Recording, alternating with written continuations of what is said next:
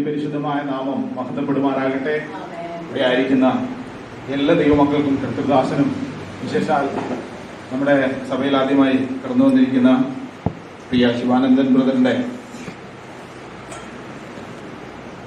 വൈഫിനും ഈ പ്രത്യേക സാഹചര്യത്തിൽ സ്വാഗതം അർപ്പിക്കുന്നു. ദൈവം നമ്മെ എവരെയും സഹായിക്കട്ടെ.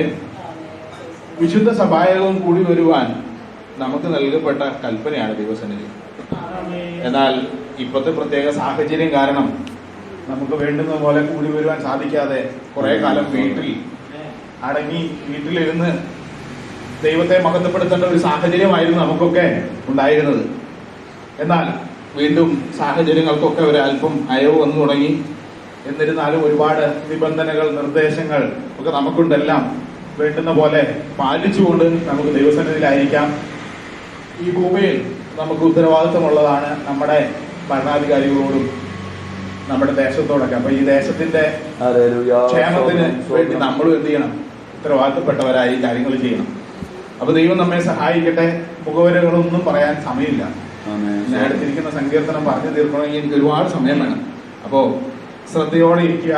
നമ്മൾ കുറച്ചു പേരുള്ളൂ ദൈവവചനം പഠിക്കാനും അല്ലെങ്കിൽ ദൈവവചനത്തിൽ നിന്ന് എന്റെ ജീവിതത്തിൽ നിലനിൽക്കുന്ന ഫലം ഈ കേൾക്കുന്ന വചനം കൊണ്ടുണ്ടാവും.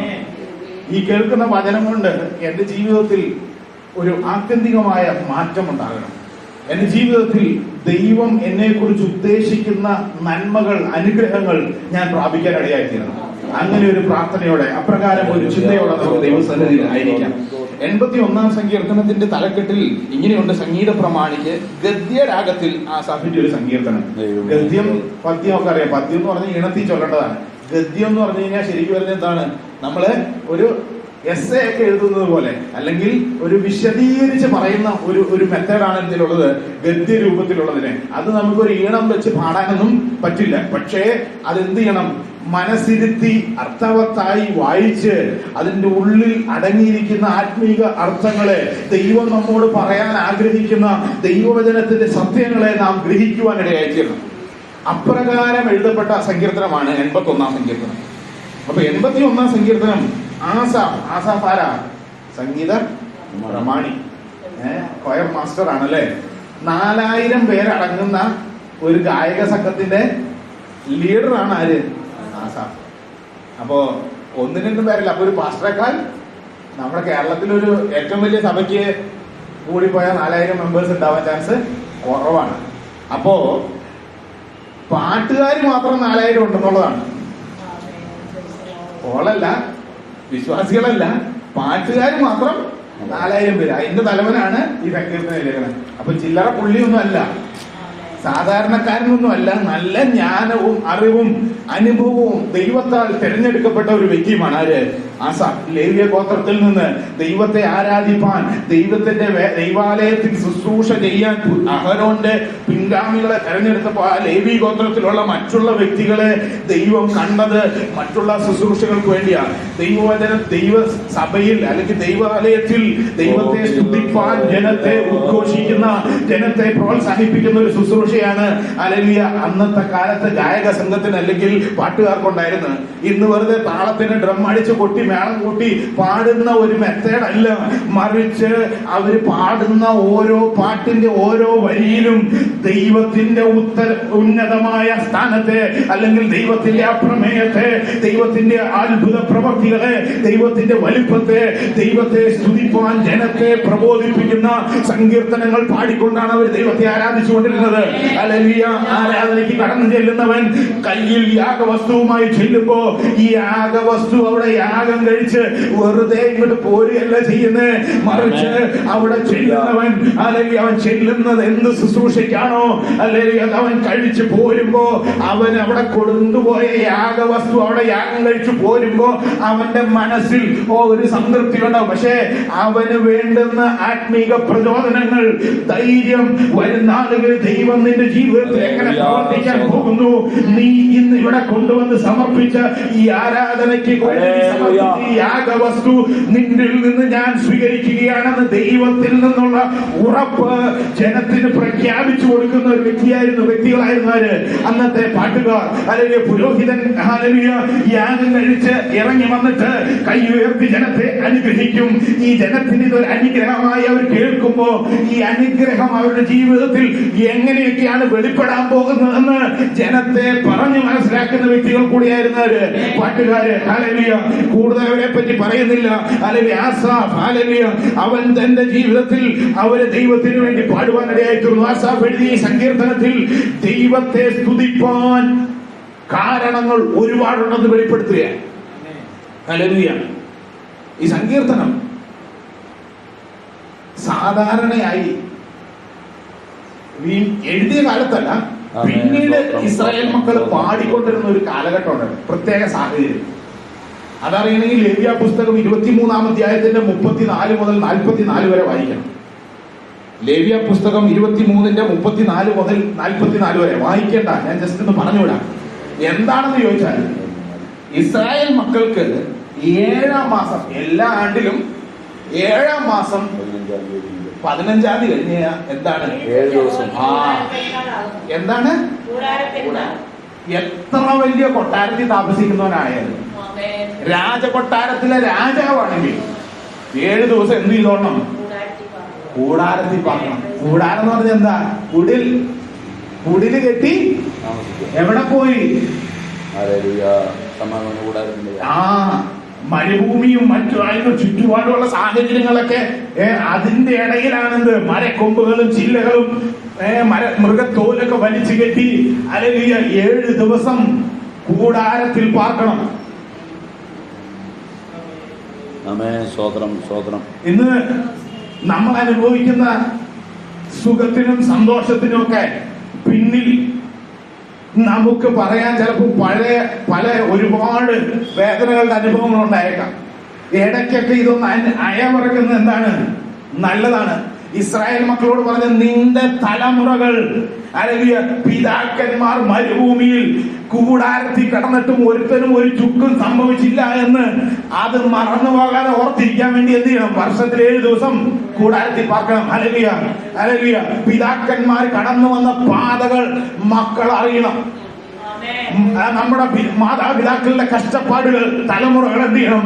അറിയണം. ഹല്ലേലൂയ. ദൈവത്തിന് അത് നിർബന്ധം ഉണ്ടായിരുന്നു. എന്തിനാന്ന് ചോദിച്ചാൽ, അവരിത്ര വലിയ കഷ്ടപ്പെട്ടു എന്നല്ല, ആ കഷ്ടപ്പാടുകളുടെ നടുവിലും ദൈവം അവരോട് കൂടെ ഉണ്ടായിരുന്നുവെന്ന് പുതുതലമുറയെ ബോധ്യപ്പെടുത്തി കൊടുക്കാൻ. ഹല്ലേലൂയ. ദൈവമക്കളെ, ആ കഷ്ടപ്പാടുകളുടെ നടുവിലും ദൈവം പിതാക്കന്മാരെ ഉപേക്ഷിച്ചു പോയില്ല. അവരുടെ വേദനകളുടെ നടുവിൽ, അവരുടെ കഷ്ടപ്പാടുകളുടെ നടുവിൽ, അവരുടെ ഞെരുക്കങ്ങളുടെ നടുവിൽ കഴിഞ്ഞ നാളുകളിൽ നിന്നോട് കൂടെ ഉണ്ടായിരുന്ന ദൈവം ഇന്ന് നീ ജീവിതത്തിൽ അനുഭവിക്കുന്ന സന്തോഷങ്ങളിലും മേന്മകളിലും ശ്രേഷ്ഠതകളിലും കൂടെ നിന്റെ കൂടെ ഉണ്ടെന്ന് നീ മറന്നു പോകാതിരിക്കാനാണ് ഇങ്ങനെ ദൈവസന്നിധിയിൽ ദൈവം അനുഭവങ്ങളെ വെച്ചത്. അപ്പൊ കൂടാര പെരുന്നാൾ ആചരിക്കുമ്പോ അന്നത്തെ അവരുടെ അനുഗ്രഹ സമൃദ്ധികൾ അവരെ പലപ്പോഴും ദൈവത്തെ മറന്നു പോകാൻ ഇടയാക്കി. പലരെ എങ്ങനെയാണ്? നമുക്കങ്ങനെയല്ലേ? എല്ലാം തികഞ്ഞു കഴിയുമ്പോ പിന്നെ ദൈവത്തെ പിന്നെ നമുക്ക് അതൊക്കെ പിന്നെ ലാസ്റ്റത്തെ കാര്യമാണ്. പ്രൈമറി കാര്യം എന്തായി? നമ്മുടെ സ്വന്തം കാര്യമായി മാറി. എല്ലാവരുടെയും സാഹചര്യമാണ്, എല്ലാ വ്യക്തികളുടെയും സാഹചര്യമാണ്. എന്നെ കൂടെ ഉൾപ്പെടുത്തി പറയുന്നത്. അപ്പൊ ദൈവവചനം ഇതിനൊക്കെ നമ്മളെ ഉദ്ബോധിപ്പിക്കുന്നുണ്ട്, പ്രബോധിപ്പിക്കുന്നുണ്ട്. ഇവിടെ കാണാം, ഇസ്രായേൽ മക്കൾ കൂടാര പെരുന്നാൾ ആചരിക്കും. 7 ദിവസം കൂടാരത്തിൽ പോയി പാർക്കും. ഈ കൂടാരത്തിൽ പാർക്കുമ്പോ അല്പമായ ആഹാരവും മരുഭൂമിയിലെ ചൂട് കാറ്റും ഹല്ലേലൂയ ഉഷ്ണവും ഒക്കെ അടിച്ചവർ കഷ്ടതകൾ പ്രയാസം അനുഭവിച്ചു തന്നെയാണ് അവിടെ കിടക്കുന്നത്. ഈ കഴിഞ്ഞ ദിവസം ഞാനൊരു ഫേസ്ബുക്കിൽ ഒരു ചിത്രം ഇങ്ങനെ കാണാനിടയായി തീർന്നു. മലയാറ്റൂരിന് കുരിശിൽ വന്ന് പോവുക. അപ്പോ കുരിശി വന്ന് പോകുന്നതിന്റെ ഇടയ്ക്ക് കുരിശിന്റെ ഏറ്റവും മൂട്ടില് ഒരു വട്ടം വരച്ചിട്ടേക്ക. എന്താ നോക്കി കഴിഞ്ഞപ്പോ ഈ കുരിശിന്റെ നീളം കൂടിയ ഭാഗം നിലത്ത് മുട്ടുമല്ലോ. ഈ നിലത്ത് മുട്ടുമ്പോ ഇത് കൊണ്ടുപോകാൻ എളുപ്പത്തിന് ആ നിലത്ത് മുട്ടുന്ന ഭാഗത്ത് ഒരു ചക്രം പിടിപ്പിച്ചേക്കുക കുരിശിമേ. അപ്പൊ എന്താണ്? വെറുതെ ഇവിടെ വലിച്ചോണ്ട് പോയാൽ മതി, ആ ചക്രം കറങ്ങിക്കോളും. പറയുമ്പോ എന്താ ചെയ്യണേ? കുരിശിന്റെ കൊണ്ടാ പോണേ. യേശു കർത്താവിന്റെ കഷ്ടാനുഭവത്തെ അങ്ങോട്ട് ഓർക്കാൻ വേണ്ടി ചെയ്യാന്ന് പറഞ്ഞേ. പക്ഷെ അക്ഷരാർത്ഥത്തിൽ എന്താ ചെയ്തേ? അവിടെയും മനുഷ്യൻ ഒരിക്കലും ദൈവം നമുക്ക് വേണ്ടി സഹിച്ചതിനെ നാം സഹിക്കാൻ ദൈവം പറഞ്ഞിട്ടില്ല. അതായത് ദൈവം നമുക്ക് വേണ്ടി കഴിച്ച ത്യാഗവും, ദൈവം നമുക്ക് വേണ്ടി നമ്മുടെ പാപങ്ങൾക്ക് മറുപടിയായി കാൽവരി ക്രൂശിൽ മരിച്ചതിന് പകരമായി ഞാനും നീയും മരിക്കേണ്ട സ്ഥാനത്ത് ദൈവം മരിച്ചത്, യേശു കർത്താവ് നമുക്ക് വേണ്ടി മരിച്ചത്, അവൻ തകർക്കപ്പെട്ടത് നാം നമ്മുടെ ജീവിതത്തിൽ അനുഭവിക്കാൻ വേണ്ടിയിട്ടല്ല ദൈവം അങ്ങനെ ചെയ്തത്. ദൈവം ചെയ്തത് നമ്മുടെ ജീവിതത്തിൽ നാം അത് അനുഭവിക്കാതിരിക്കാൻ വേണ്ടിയാ. ഈ ബോധ്യം കിട്ടിയത് കൊണ്ടാണ് നമ്മൾ ഇന്ന് എന്ത് ചെയ്യാത്ത, ഈ കുരിശിൻ ചുമന്ന് ഈ വെയിലും മഴയും കൊണ്ട് നടന്നു പോകാത്ത.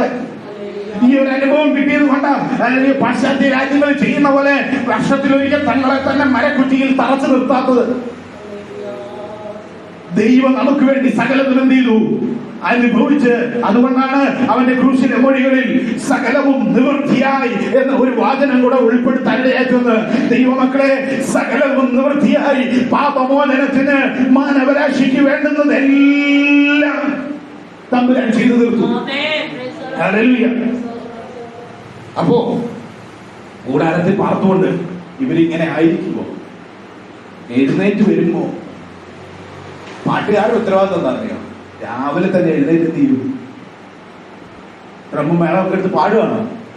ആദ്യം ചെയ്യുന്ന കാര്യം വിളിച്ചുണർത്തും. എല്ലാത്തിനെയും കൂടാരത്തിലൊക്കെ മടി പിടിച്ച് കിടന്നുറങ്ങണവനെ എന്ത് ചെയ്യും? വിളിച്ചുണർത്തും. എന്നിട്ട് സങ്കീർത്തനം വായിക്കും. എന്ത് ചെയ്യും? സങ്കീർത്തനം വായിച്ചു കേൾപ്പിക്കുന്ന ഒരു സങ്കീർത്തനമാണ് ഇത്, 81 സങ്കീർത്തനം. ഈ കൂടാരത്തിൽ കിടക്കുമ്പോ വായിച്ചു കേൾപ്പിക്കുന്ന ഒരു സങ്കീർത്തനമാണ് ഇത്, 81 സങ്കീർത്തനം. അക്ഷരാർത്ഥത്തിൽ അവർ കൂടാരത്തിൽ കിടക്കുന്ന ആൾക്കാരാണോ? അല്ല. അവരുടെ അനുഭവം എന്താണ്? മേത്രമായതാ. നന്മകൾ ലഭിച്ചു, എല്ലാ സൗഭാഗ്യങ്ങൾ അവരുടെ ജീവിതത്തിൽ ഉണ്ട്. പക്ഷെ അവർ ആ ഓർമ്മയ്ക്ക് വേണ്ടി എന്ത് ചെയ്യാണ്? കൂടാരത്തിൽ വന്ന് പാർക്കുകയാണ്. അപ്പൊ ഈ കൂടാരത്തിൽ വന്ന് പാർക്കുമ്പോ അവരോട് പറയാനുള്ള ദൂതാണ് എന്ത്? 81. ഇന്നിപ്പോ ഇവിടെ വന്ന് കുത്തിപ്പിടിച്ചിരിക്കുന്ന എന്തെങ്കിലും കാര്യം മാനുഷിക തലത്തിൽ അല്ലെങ്കിൽ ഈ ലോകത്തിന്റെ കണ്ണിൽ നോക്കിയാൽ നമുക്ക് ആർക്കെങ്കിലും ഉണ്ടോ? അതുകൊണ്ടല്ലേ പലർക്കും വന്ന് ഞായറാഴ്ച ആയപ്പോ അവൻ കെട്ടിയവരെങ്കിൽ എന്ത് കിട്ടാന്നാണ് ചോദിക്കണേ? ഒന്നുമല്ല. പിന്നെ എന്തുകൊണ്ടാണ് നമ്മൾ ഇങ്ങോട്ട് വരണേ? ഈ ഗുട്ടൻസ് പിടിയിട്ടിയാലേ ഇങ്ങോട്ട് വരാനുള്ള മനസ്സുണ്ടാവുള്ളൂ. എന്തുകൊണ്ടാണ് നമ്മൾ വരണേ? എന്തായാലും ഇവിടെ ഉച്ചയ്ക്ക് കഞ്ഞി കിട്ടണോണ്ടാണോ? പണ്ട് പിള്ളേര് സ്കൂളിൽ പോകായിരുന്നു എന്തിന്? ഉച്ചക്കഞ്ഞി കിട്ടാനും ഉപ്മാവ് തിന്നാനൊക്കെ ആയിട്ട്. ഇന്നിപ്പോ അങ്ങനെയാണോ? അല്ല. ഇവിടെ എന്താ പറയണേ? അവര് മനഃപൂർവമായിട്ടാണ് ഈ ഞെരുക്കം തെരഞ്ഞെടുത്താൻ കുറച്ച് ദിവസത്തേക്ക്, 7 ദിവസത്തേക്ക് വേണ്ടിയിട്ട്. അത് ദൈവത്തിന്റെ കൽപ്പന കൂടെയാണ് ഈ പെരുന്നാൾ ആചരിക്കുന്നത്. പക്ഷേ ഈ ഞെരുക്കവും പ്രയാസവും ഒരു തെരഞ്ഞെടുക്കുന്ന ആരും വ്യസനത്തോടെയല്ല, സന്തോഷത്തോടെയാണ്. ശരിക്കും പറഞ്ഞാൽ അവരുടെ പെരുന്നാളാണ്, ആഘോഷമാണത്. അപ്പൊ ഇവര് കൂടാരത്തിലൊക്കെ കഴിയാന്ന് പറഞ്ഞാൽ ഭയങ്കര രസമാണ് അവർക്ക്. എല്ലാ തിരക്കുകളും മാറ്റിവെച്ച്, എല്ലാ പ്രതികൂലങ്ങളും മാറ്റിവെച്ച്, എല്ലാ ഭാരങ്ങളും മറന്ന്, ഉപജീവന ചിന്തകളും അല്ലെങ്കിൽ അവരുടെ തൊഴിൽ മേഖലയിലെ ഞെരുക്കങ്ങളും, അങ്ങനെ ജീവിതത്തിലെ എല്ലാ പ്രതിസന്ധികളെയും പ്രശ്നങ്ങളെയും അല്പസമയത്തേക്ക് മാറ്റിവെച്ചുകൊണ്ട് ദൈവസന്നിധിയിൽ എല്ലാവരും കൂടെ കൂടി വരുന്ന സമയമാണത്. അതുപോലെ തന്നെയാ ദൈവമക്കളെ, നമ്മുടെ ജീവിതത്തിൽ ഈ ഭൂമിയിൽ നാം ആയിരിക്കുമ്പോ എന്തൊക്കെ പ്രശ്നങ്ങളും പ്രതിസന്ധികളും പ്രതികൂലങ്ങളും അല്ലെങ്കിൽ എന്തൊക്കെ തിരക്കുകളും പ്രശ്നങ്ങളും നമുക്കുണ്ടെങ്കിലും ഇതിനെയൊക്കെ നടുവിൽ ഇതിനെയൊക്കെ മാറ്റി നിർത്തിക്കൊണ്ട് അല്പസമയം ദൈവസന്നിധിയിൽ നമുക്ക് ആയിരിക്കാൻ ലഭിച്ച ഈ അവസരം നമുക്ക് കിട്ടുന്നത് കൊണ്ടാണ് നമ്മൾ എന്ത് ചെയ്യുന്നത്? ഒരവസരം കിട്ടുമ്പോഴേക്കും നമ്മൾ ഓടി വരാൻ വ്യാകുലപ്പെടുന്നവരെ ആഗ്രഹിക്കുന്നത്. ആഴ്ച മുഴുവനും വ്യത്യസ്തമായ മേഖലകളിൽ നാം ഇടപെട്ട് മുമ്പോട്ട് പോകുമ്പോ ഇതിന്റെയൊക്കെ നടുവിൽ അല്പസമയം സ്വസ്ഥമായി ദൈവസന്നിധിയിൽ കടന്നു വരുന്നത് എന്റെ അകത്ത് ഒരു വലിയ സന്തോഷത്തിന്, എന്റെ അകത്ത് ഒരു വലിയ നന്മയ്ക്ക് എനിക്ക് വേണ്ടി തമ്പുരാൻ ഒരുക്കിയ ഒരു വലിയ ആത്മീക അനുഗ്രഹങ്ങളുടെ കലവറയുടെ അടുക്കിലേക്കാണ് ഞാൻ ഓടിപ്പോകുന്നുള്ള ഒരു വാഞ്ചേകത്തുണ്ടെങ്കിലേ നമുക്ക് ഇങ്ങനെ വരാൻ കഴിയുള്ളൂ. അപ്പോ ഇങ്ങനെ കൂടാരപ്പെരുന്നാളിലായിരിക്കുക. നമ്മളിപ്പോ ഞായറാഴ്ച എന്താണ്? അവര് 7-ാം മാസത്തിൽ 15-ാം തീയതി 7 ദിവസം കൂടാരപ്പെരുന്നാൾ ആചരിച്ച് മുതൽ 7 ദിവസം. അപ്പൊ അങ്ങനെ 7 ദിവസം അവരിയ്ക്കുക. നമ്മൾ എന്ത് ചെയ്യണം? ആഴ്ചയിൽ 1 ദിവസം വരിക. കൊറോണ നമ്മുടെ കുറെ പെരുന്നാളുകൾ എന്ത് ചെയ്തു? കാർന്ന് കൊണ്ടുപോയി. കാർന്ന് കൊണ്ടുപോയി. എത്രയോ ആഴ്ചകൾ, 10-40 ആഴ്ചകൾ നമ്മുടെ മുമ്പിൽ നമുക്ക് ദൈവസന്നിധിയിൽ പെരുന്നാൾ ആഘോഷിക്കാൻ കഴിയാതെ, നമുക്ക് മനസ്സ് സന്തോഷിക്കാൻ കഴിയാതെ, കൂട്ടായ്മയുടെ ആ ഒരു സന്തോഷം നമുക്ക് നഷ്ടപ്പെട്ടവരായി നമ്മളായിരുന്നു. എന്നാൽ ദൈവമക്കളെ, ഇനി അങ്ങോട്ട് ദൈവം നമ്മുടെ ജീവിതത്തിൽ തരുന്ന ഓരോ സാഹചര്യങ്ങളും കൂട്ടായ്മയായിരിപ്പോൾ ദൈവസന്നിധിയിൽ കടന്നു വന്ന ദൈവമക്കളോടൊപ്പം ഹല്ലേലൂയ, ഇതൊരു പെരുന്നാളിന്റെ അനുഭവമായി ഈ നാളുകളിൽ നമുക്ക് മാറണം. സന്തോഷത്തിന്റെ അനുഭവമായി, ദൈവിക അനുഗ്രഹത്തിന്റെ വിടുതലിന്റെ ഒരു അനുഭവമായി മാറണം. ഹല്ലേലൂയ. ഇത്രയും മുഖവരിയാ സങ്കീർത്തനത്തിലേക്ക് വരാം. അപ്പൊ നമ്മൾ മനസ്സിലാക്കി, കൂടാരത്തിൽ പാർക്കുന്നവരെ വിളിച്ചെഴുന്നേൽപ്പിച്ചിട്ട് രാവിലെ തന്നെ എന്ത് ചെയ്യും? 81 സങ്കീർത്തനം അവർക്ക് ഉച്ചത്തിൽ വായിച്ചങ്ങോട്ട് കൊടുക്കും. അപ്പൊ ഇത് കേൾക്കുന്നവന്റെ ഉള്ളിൽ ഒരു വ്യക്തമായ ബോധ്യം ഉണ്ടാവും. ആ ബോധ്യമാണ് ഇന്ന് നമ്മൾ എന്ത് ചെയ്യേണ്ടത്? പ്രാപിക്കേണ്ടത്. ഒന്നാമത്തെ വാക്യം, നമ്മുടെ ബലമായ ദൈവത്തിന്. കൊട്ടാരത്തിൽ പാർക്കുന്ന കുടിലിൽ കിടക്കുമ്പോൾ പറയും അവരോട്, നമ്മുടെ ബലമായ ദൈവത്തിന് ഘോഷിപ്പിൻ. നല്ല ചുമരൊക്കെ വെച്ച് നല്ല അടിപൊളി വീട്, പൊടിയില്ല, കാറ്റില്ല, മരുഭൂമിയിലെ ഉഷ്ണമില്ല, ഇങ്ങനെയൊക്കെ ഇല്ലാതെ നല്ല മെത്തയിൽ കിടന്നുറങ്ങിക്കൊണ്ടിരുന്നവൻ മരുഭൂമിയിലെ കുടിലിനകത്ത് ഇലയും കൊമ്പും വെട്ടിയിട്ട് അതിന്റെ മുകളിൽ കിടന്നുറങ്ങിയിട്ട് അവനോട് വിളിച്ചു പറയാ, നമ്മുടെ ബലമായ ദൈവത്തിന്, നമ്മുടെ ബലമായ ദൈവത്തിന്. ദൈവമക്കളെ, ദൈവം നമ്മുടെ ബലമായി തീരും. ബൈബിളെ നിങ്ങൾ നോക്കിക്കഴിഞ്ഞാൽ ഒരുപാട് സ്ഥലങ്ങളിൽ ദൈവം നമ്മുടെ ബലമായാൽ ഉള്ള ഗുണങ്ങൾ പറഞ്ഞിട്ടുണ്ട്. ഒന്നാമത്തെ കാര്യം 46 സങ്കീർത്തനം, നമുക്ക് ദൈവം നമ്മുടെ സങ്കേതവും ബലവുമാകുന്നു, കഷ്ടങ്ങളിൽ അവൻ ഏറ്റവും അടുത്ത. അപ്പൊ ദൈവം സങ്കേതവും ബലമാണെങ്കിൽ എന്ത് ഗുണം? കഷ്ടങ്ങളിൽ ഏറ്റവും അടുത്ത തുണയായി നമ്മുടെ കൂടെ ഉണ്ടാവും. ഇതൊക്കെ ഞാൻ വളരെ ചുരുക്കി പറഞ്ഞു പോയി, ഇതിനൊന്നും എക്സ്പ്ലെയിൻ ചെയ്യാൻ നിൽക്കാൻ നേരമില്ല. ദാനിയേൽ പ്രവചനത്തിൽ 3-ാം അധ്യായത്തിന്റെ 15 മുതൽ 30 വരെയുള്ള വാക്യങ്ങൾ നിങ്ങൾ വായിച്ചാൽ അവിടെ കാണാൻ കഴിയും, ദൈവം നമ്മുടെ ബലമായാൽ തീയുടെ ബലത്തിന് എന്തില്ല? ശക്തിയില്ല. ദാനിയേലും അല്ലെങ്കിൽ അവരുടെ ശദ്രക്, മേശക്, അബേദ്നെഗോ ഇങ്ങനെയുള്ളവര് അവരെ പറ്റി പറഞ്ഞ തീയുടെ ബലത്തെ കെടുത്തവരാണ്. എങ്ങനെയാ? ദൈവം അവരുടെ ബലമായി മാറി. കാരണം 3 പേരെ തീയിലേക്ക് എറിഞ്ഞപ്പോൾ 4ാമത് ഒരുത്തിനകത്ത് ഉണ്ടായിരുന്നു. ഹല്ലേലൂയ.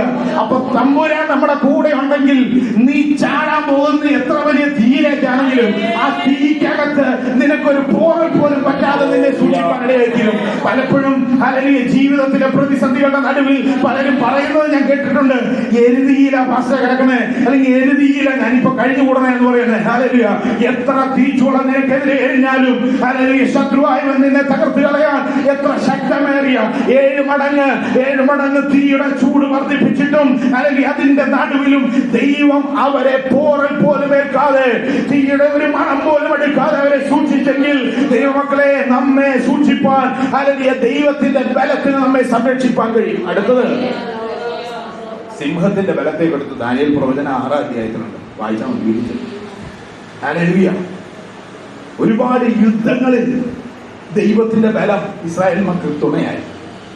മത്തായി സുവിശേഷത്തിൽ 8-ാം അധ്യായത്തിൽ 23 മുതൽ 27 വരെയുള്ള വാക്യം വായിച്ചാൽ കാറ്റിനെയും കടലിനെയും എന്ത് ചെയ്തു? അതിന്റെ ബലത്തെ ശാസിച്ചു. ഇതിനൊക്കെ ഒരു ബലമുണ്ട്. ഈ ബലത്തെ എന്ത് ചെയ്യാണ്? ശാസിച്ചാൽ എനിക്ക് ബലമുണ്ട്. എന്നേക്കാൾ ബലം കുറഞ്ഞവന് മാത്രമേ എനിക്ക് എന്ത് ചെയ്യാൻ പറ്റുള്ളൂ? കീഴ്പ്പെടുത്താൻ പറ്റൂ. തമ്പുരാന്റെ ബലത്തെ പറ്റി പറയുമ്പോ കാറ്റും കടലും അവന്റെ ബലത്തിന്റെ മുമ്പിൽ അടങ്ങിയെങ്കിൽ ദൈവമക്കളെ, അവനെത്ര ശക്തനായ ദൈവമാണ്. ദൈവത്തിന്റെ ആ മഹാശക്തി നാം തിരിച്ചറിയുവാൻ ഇടയായി തീരണം. 2-3 വാക്യങ്ങൾ 81-ാം സങ്കീർത്തനത്തിൽ ഇങ്ങനെയാ, തപ്പും ഇമ്പമായുള്ള കിന്നരവും വീണയും എടുത്ത് സംഗീതം തുടങ്ങുവിൻ. അമാവാസിയിലും നമ്മുടെ ഉത്സവ ദിവസമായ പൗർണമാവാസിയിലും കാഹളം ഊതുവിൻ. ഇവിടെ കാഹള പെരുന്നാൾ കഴിഞ്ഞിട്ടാണ് എന്ത് വരുന്നത്? കൂടാര പെരുന്നാൾ വരുന്നത്. കാഹള പെരുന്നാളിന്റെ ഓർമ്മ കൂടി അവിടെ പങ്കുവയ്ക്കും. കൂടാര പെരുന്നാളിൽ പങ്കുവയ്ക്കും. അപ്പോ ഇങ്ങനെ ദൈവത്തെ സ്തുതിച്ച് മഹത്വപ്പെടുത്തി മുമ്പോട്ട് പോകേണ്ട ദൈവജനത്തിന് ദൈവം കൊടുത്ത ആരാധന അവരുടെ ജീവിതത്തിൽ മുടങ്ങാതെ പാലിക്കണമെന്ന് അവരെ ഉദ്ബോധിപ്പിക്കുക. അല്ലെങ്കിൽ ഇങ്ങനെ 1 മുതൽ 3 വരെയുള്ള വാക്യങ്ങളിൽ ബലവാനായ ദൈവത്തെ, ബലമുള്ള ദൈവത്തെ, അതിമഹത്തായ അല്ലെങ്കിൽ അവന്റെ ബലത്തിന് തീയെ കെടുത്തുവാൻ കഴിയുള്ള ബലത്തിന്റെ മുമ്പിൽ, അല്ലെങ്കിൽ അത്രത്തോളം ബലമുള്ള ദൈവത്തെ, സിംഹത്തെ അടക്കുവാൻ, അല്ലെങ്കിൽ കാറ്റിനെയും കടലിനെയും ശാസിപ്പാൻ, ഇങ്ങനെ ഇത്രയും ബലവാനായ ദൈവത്തെയാണ് നാം ആരാധിക്കുന്നത്. അതുകൊണ്ടാണ് നമ്മുടെ ബലമായ ദൈവത്തിന് ഘോഷിപ്പീൻ ഹല്ലേലൂയ. ഈ ദൈവം നമ്മുടെ ദൈവമായാൽ ഈ ദൈവത്തിന്റെ ബലം എന്താണ്? നമ്മുടെ ബലം. സ്തോത്രം, സ്തോത്രം. ആമേൻ. നന്ദിയോടെ വാഴ്ത്തുന്നു, സ്തുതിക്കുന്നു. 127 സങ്കീർത്തനത്തില് വീരന്റെ കയ്യിലെ അസ്ത്രങ്ങൾ എങ്ങനെയോ അങ്ങനെയാകുന്നു യൗവനത്തിലെ മക്കൾ. അതിന് താഴെ വാക്യം അവയെ കൊണ്ട് തന്റെ ആവനാഴിക മീൻസ് കണക്ട് ചെയ്ത് വെക്കുന്ന സാധനത്തിനാണ് എന്തെന്ന് പറയാ ആവനാഴിക. ആവനാഴിക നിറച്ചിരിക്കുന്ന പുരുഷൻ ഭാഗ്യവാൻ. ഞാനിങ്ങനെ ദൈവിക അനുഗ്രഹത്തെ പറ്റി പഠിച്ചപ്പോ ബൈബിളിലെ ഏറ്റവും വലിയ ദൈവത്തിന്റെ അനുഗ്രഹം എന്താണെന്ന് ചോദിച്ചാൽ തലമുറകളാണ്. ഒരു മനുഷ്യന് ഈ ഭൂമിയിൽ വെച്ച് കിട്ടാവുന്ന ഏറ്റവും വലിയ ദൈവിക നന്മ എന്ന് പറഞ്ഞാൽ തലമുറകളാണ്. അപ്പൊ ഞാൻ അതിനെപ്പറ്റി ഇങ്ങനെ പഠിച്ചപ്പോ ഞാൻ മനസ്സിലാക്കിയ ഒരു കാര്യമുണ്ട്. അതിലെന്താന്ന് ചോദിച്ചാൽ ബലം, അതിനെപ്പറ്റി പറഞ്ഞപ്പോൾ എന്റെ ഓർമ്മയിൽ അത് കയറിപ്പോയ. അപ്പൊ ഒരു മനുഷ്യൻ അവൻ എന്തിനാണ് നഗരവാതിക്കൽ തന്റെ ശത്രുക്കളോട് സംസാരിക്കുമ്പോൾ എങ്ങനെയുള്ളവർ ലജ്ജിച്ചു പോവുകയില്ല. അപ്പൊ നമ്മളൊരു കാര്യത്തിന് ചെല്ലുമ്പോൾ നമ്മുടെ കൂടത്തിൽ വെയിറ്റുള്ള ബലമുള്ള ആളുകളുണ്ടെങ്കിൽ എന്തുണ്ട്, അതിന് പ്രത്യേകത വേറെ അല്ലേ? നമ്മളൊരു പഞ്ചായത്തിലേക്ക് പോവുകയാണ് ഒരു കാര്യത്തിന് വേണ്ടി. പഞ്ചായത്ത് പ്രസിഡന്റ് നമ്മുടെ കൂടെ വരികയാണെങ്കിൽ പിന്നെ എന്തെങ്കിലും പ്രശ്നമുണ്ടോ? ചെല്ലുമ്പോൾ നമ്മുടെ കൂടെ പഞ്ചായത്ത് പ്രസിഡന്റ് നമ്മളോട് വർത്താനമൊക്കെ പറഞ്ഞു തരിക. നമ്മൾ ചെല്ലുന്ന കാര്യം റെഡി. കളക്ടർ ഓഫീസിലേക്ക് പോവാ ഞാൻ എന്തിന്, ഒരു കാര്യം നടത്താൻ വേണ്ടി. പോകുന്ന വഴിക്ക് കളക്ടറുടെ കാറിലാണ് ചെല്ലണേ. കളക്ടറുടെ കാറിൽ ചെന്നിറങ്ങി കളക്ടറുടെ കൂടെ നടന്ന് കയറി ചെല്ലും ഓഫീസിലേക്ക്. ഇത് കണ്ട് അവിടുത്തെ പ്യൂൺ എന്ത് ചെയ്യും? ഇത് കണ്ടു കഴിഞ്ഞാൽ എന്ത് ചെയ്യും? നമ്മുടെ കാര്യം എന്ത് ചെയ്യും? നടന്ന പോലെ അല്ലേ? അതിനൊരു പ്രത്യേകത. അവരുടെ പവർ എന്താണ്? അവരെന്തെങ്കിലും ഉത്തരവാദിത്വം നമുക്ക് തന്നിട്ടാണോ? അല്ല, നമ്മൾ അവരുടെ കൂടെ, നമ്മുടെ കൂടെ അവരുള്ളപ്പോ എന്താണ്? അതൊരു ബലമാണ്. ഹല്ലേലൂയ. ദൈവമക്കളെ, ഇതുപോലെ ദൈവം തമ്പുരാൻ നമ്മുടെ കൂടെ, ദൈവം നമ്മുടെ ബലം. നീ പോകുന്ന വഴിക്ക്, നീ ചെയ്യുന്ന കാര്യത്തിൽ, നിന്റെ ജീവിതത്തിലെ എല്ലാ മേഖലകളിലും ദൈവത്തിന്റെ ബലം നീയും വെളിപ്പെടും. എങ്ങനെയുണ്ടെങ്കിൽ? ദൈവം നിന്റെ കൂടെ ഉണ്ടെങ്കിൽ. ഹല്ലേലൂയ. ഞാൻ നേരത്തെ പറഞ്ഞ 127 സങ്കീർത്തനത്തിലെ കാര്യം പറയട്ടെ. ഹല്ലേലൂയ. നമ്മൾ നല്ല യൗവനത്തിൽ നമുക്ക് ആരെങ്കിലും സഹായം വേണം? വേണ്ട. ഇപ്പൊക്കെ എനിക്ക് എങ്ങനെയും പോകണമെന്ന് വിചാരിച്ചാൽ, എന്തെങ്കിലുമൊക്കെ ചെയ്യണമെന്ന് വിചാരിച്ചാൽ എന്തുണ്ട്? ആരോഗ്യമുണ്ട്, തൻ്റെ ഇടമുണ്ട്, കാര്യങ്ങളൊക്കെ ഉണ്ട്. അതേസമയം ഒരു 10-30 വർഷം കഴിഞ്ഞാലോ ഞാനിങ്ങനെ എന്റെ വീടിന്റെ മുമ്പിൽ ആരെങ്കിലും വന്ന് ബഹളം വെക്കുകയാണെങ്കിൽ ഇരിക്കാം, ഞാൻ ഇപ്പൊ ഒന്ന് ഇറങ്ങി ചെന്ന വരുന്നവൻ ചിലപ്പോ ഒന്ന് പേടിക്കും. എനിക്കൊരു 60 വയസ്സാകുമ്പോൾ ഞാൻ ഇറങ്ങി ചെന്ന് കഴിഞ്ഞാൽ കളവാ താൻ തന്റെ വഴിക്ക് ഓടോന്ന് പറയും അല്ലേ?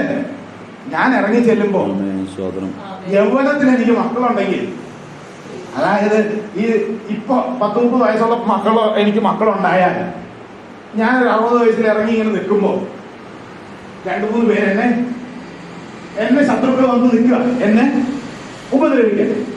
മക്കൾ എന്ത് ചെയ്യും? അമ്പുകളാ പുറകിൽ നിൽക്കുക. ഈ മക്കൾ നിൽക്കുമ്പോ കാര്യം കാർന്നവരെന്തെങ്കിലും പറയുമ്പോഴത്തേക്ക് അവിടുത്തെ ആൾക്കാർ പേടിക്കുക. എന്താ കാരണം? വീരന്റെ കയ്യിലെ അസ്ത്രം കണക്കെ പുറകിൽ നിൽക്കുക. ഈ യാക്കോബ് ചെന്നോടത്തൊക്കെ മറ്റുള്ള ജനങ്ങൾ പേടിക്കാൻ കാരണം എന്താണെന്നറിയാമോ? അവന്റെ യൗവനത്തിലെ 12 അമ്പുകളായിട്ട് പുറകിൽ നിൽക്കുക. ഏതവനും എന്ത് ചെയ്യും? ഒന്ന് പേടിക്കും. യാക്കോബിനെ തുടർന്ന് കാര്യം അവൻ വയസ്സനായി. യാബോക്ക് കടവ് കടന്ന് അന്ന് മുതൽ ഞൊണ്ടിയ നടപ്പ്. എന്നിട്ടും യാക്കോബിന്റെ മുമ്പാകെ താൻ പോയ ദേശത്ത് പലരും പേടിക്കാൻ കാരണം എന്താ? അവന്റെ തലമുറ. അതുകൊണ്ടാണ് ദൈവവചനത്തിൽ പറഞ്ഞ് തമ്പുരാൻ ദൈവം നമുക്ക് നൽകുന്ന നമ്മുടെ തലമുറകൾ, നമ്മുടെ യൗവനത്തിലെ മക്കൾ വീരന്റെ കയ്യിൽ അസ്ത്രം കണക്കിയ നമ്മുടെ ബലമായ ഒരു കൂടെ ഉണ്ടാവും. ദൈവവചനത്തിൽ പറയുന്ന ദൈവത്തിന്റെ ബലം നമ്മുടെ ബലമായി തീരും. അല്ലെങ്കിൽ ദൈവത്തിന്റെ ബലം നമ്മുടെ ബലമായി തീർന്നാൽ നാം പോകുന്ന സ്ഥലത്ത്, നാം ഇടപെടുന്ന സ്ഥാനത്ത്, നാം ചെയ്യുന്ന കാര്യങ്ങളിൽ ദൈവത്തിന്റെ പ്രവൃത്തി വെളിപ്പെടുവാനിടയായി തീരും. തീയുടെ നടുവിലും സിംഹത്തിന്റെ മുമ്പിലും അല്ലെങ്കിൽ കാറ്റിന്റെയും കടലിന്റെയും നടുവിലും ദൈവത്തിന്റെ സംരക്ഷണം, അവന്റെ ബലം നിനക്ക് വേണ്ടി വെളിപ്പെടുവാനിടയായി തീരും. ഹല്ലേലൂയ. ഇനി ഇതിന്റെ താഴോട്ട് വായിച്ചു കഴിഞ്ഞാൽ 6-7 വാക്യം. ഞാൻ അവന്റെ തോളിൽ നിന്ന് ചുമട് നീക്കി, അവന്റെ കൈകൾ കുട്ട വിട്ട് ഒഴിഞ്ഞു. ചുമട് നീക്കി, തോളിൽ നിന്ന് ചുമട് നീക്കി, കൈകൾ കുട്ട വിട്ട് ഒഴിഞ്ഞു. തോളിലുമുണ്ട് ഭാരം, കയ്യിലുമുണ്ട് ഭാരം. തോളിൽ ഒരു സാധനം വെച്ചിട്ട് കയ്യിൽ വേറൊരു സാധനം വെച്ചാ അവളുടെ അവസ്ഥ ഒന്ന് ആലോചിക്കുക. തോളിലും ഭാരം, കയ്യിലും ഭാരം, എങ്ങനെ ഉണ്ടാവും? അപ്പൊ ഈ അവസ്ഥയിലാണ് പല ആളുകളുടെ ഇന്നത്തെ പോക്ക്. കാരണം വേറൊന്നും കൊണ്ടല്ല, ശത്രുവായവൻ നമ്മുടെ ജീവിതത്തിൽ നമ്മൾ എങ്ങനെയൊക്കെ ഞെരുക്കി തീർക്കാമോ, നമ്മളെ എങ്ങനെയൊക്കെ ഒതുക്കാമോ അങ്ങനെയൊക്കെ ഒതുക്കിക്കൊണ്ടിരിക്കും.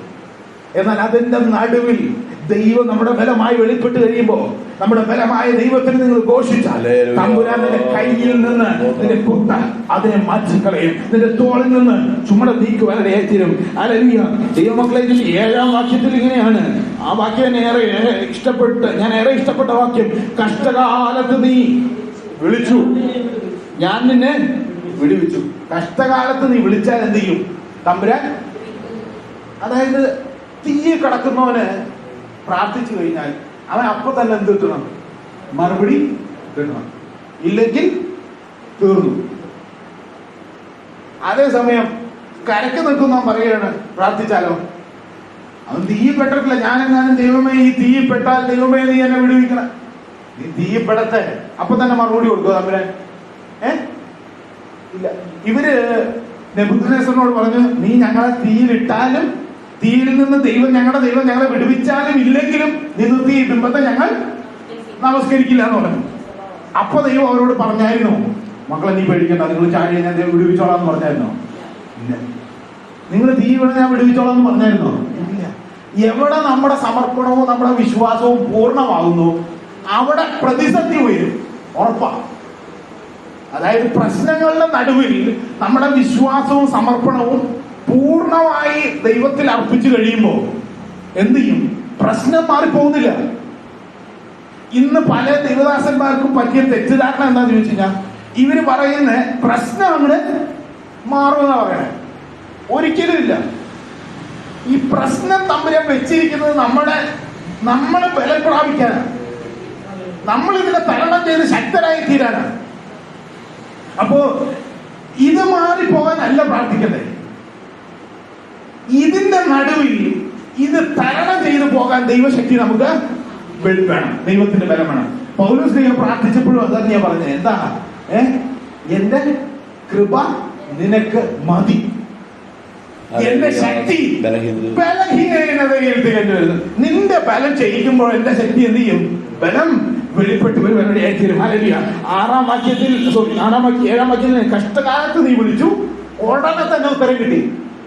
നിന്റെ കഷ്ടതയുടെ നടുവിൽ ദൈവത്തെ വിളിച്ചു, ദൈവം ഉടനെ ഉത്തരം തരും. ഇനി താഴോട്ട് വരിക.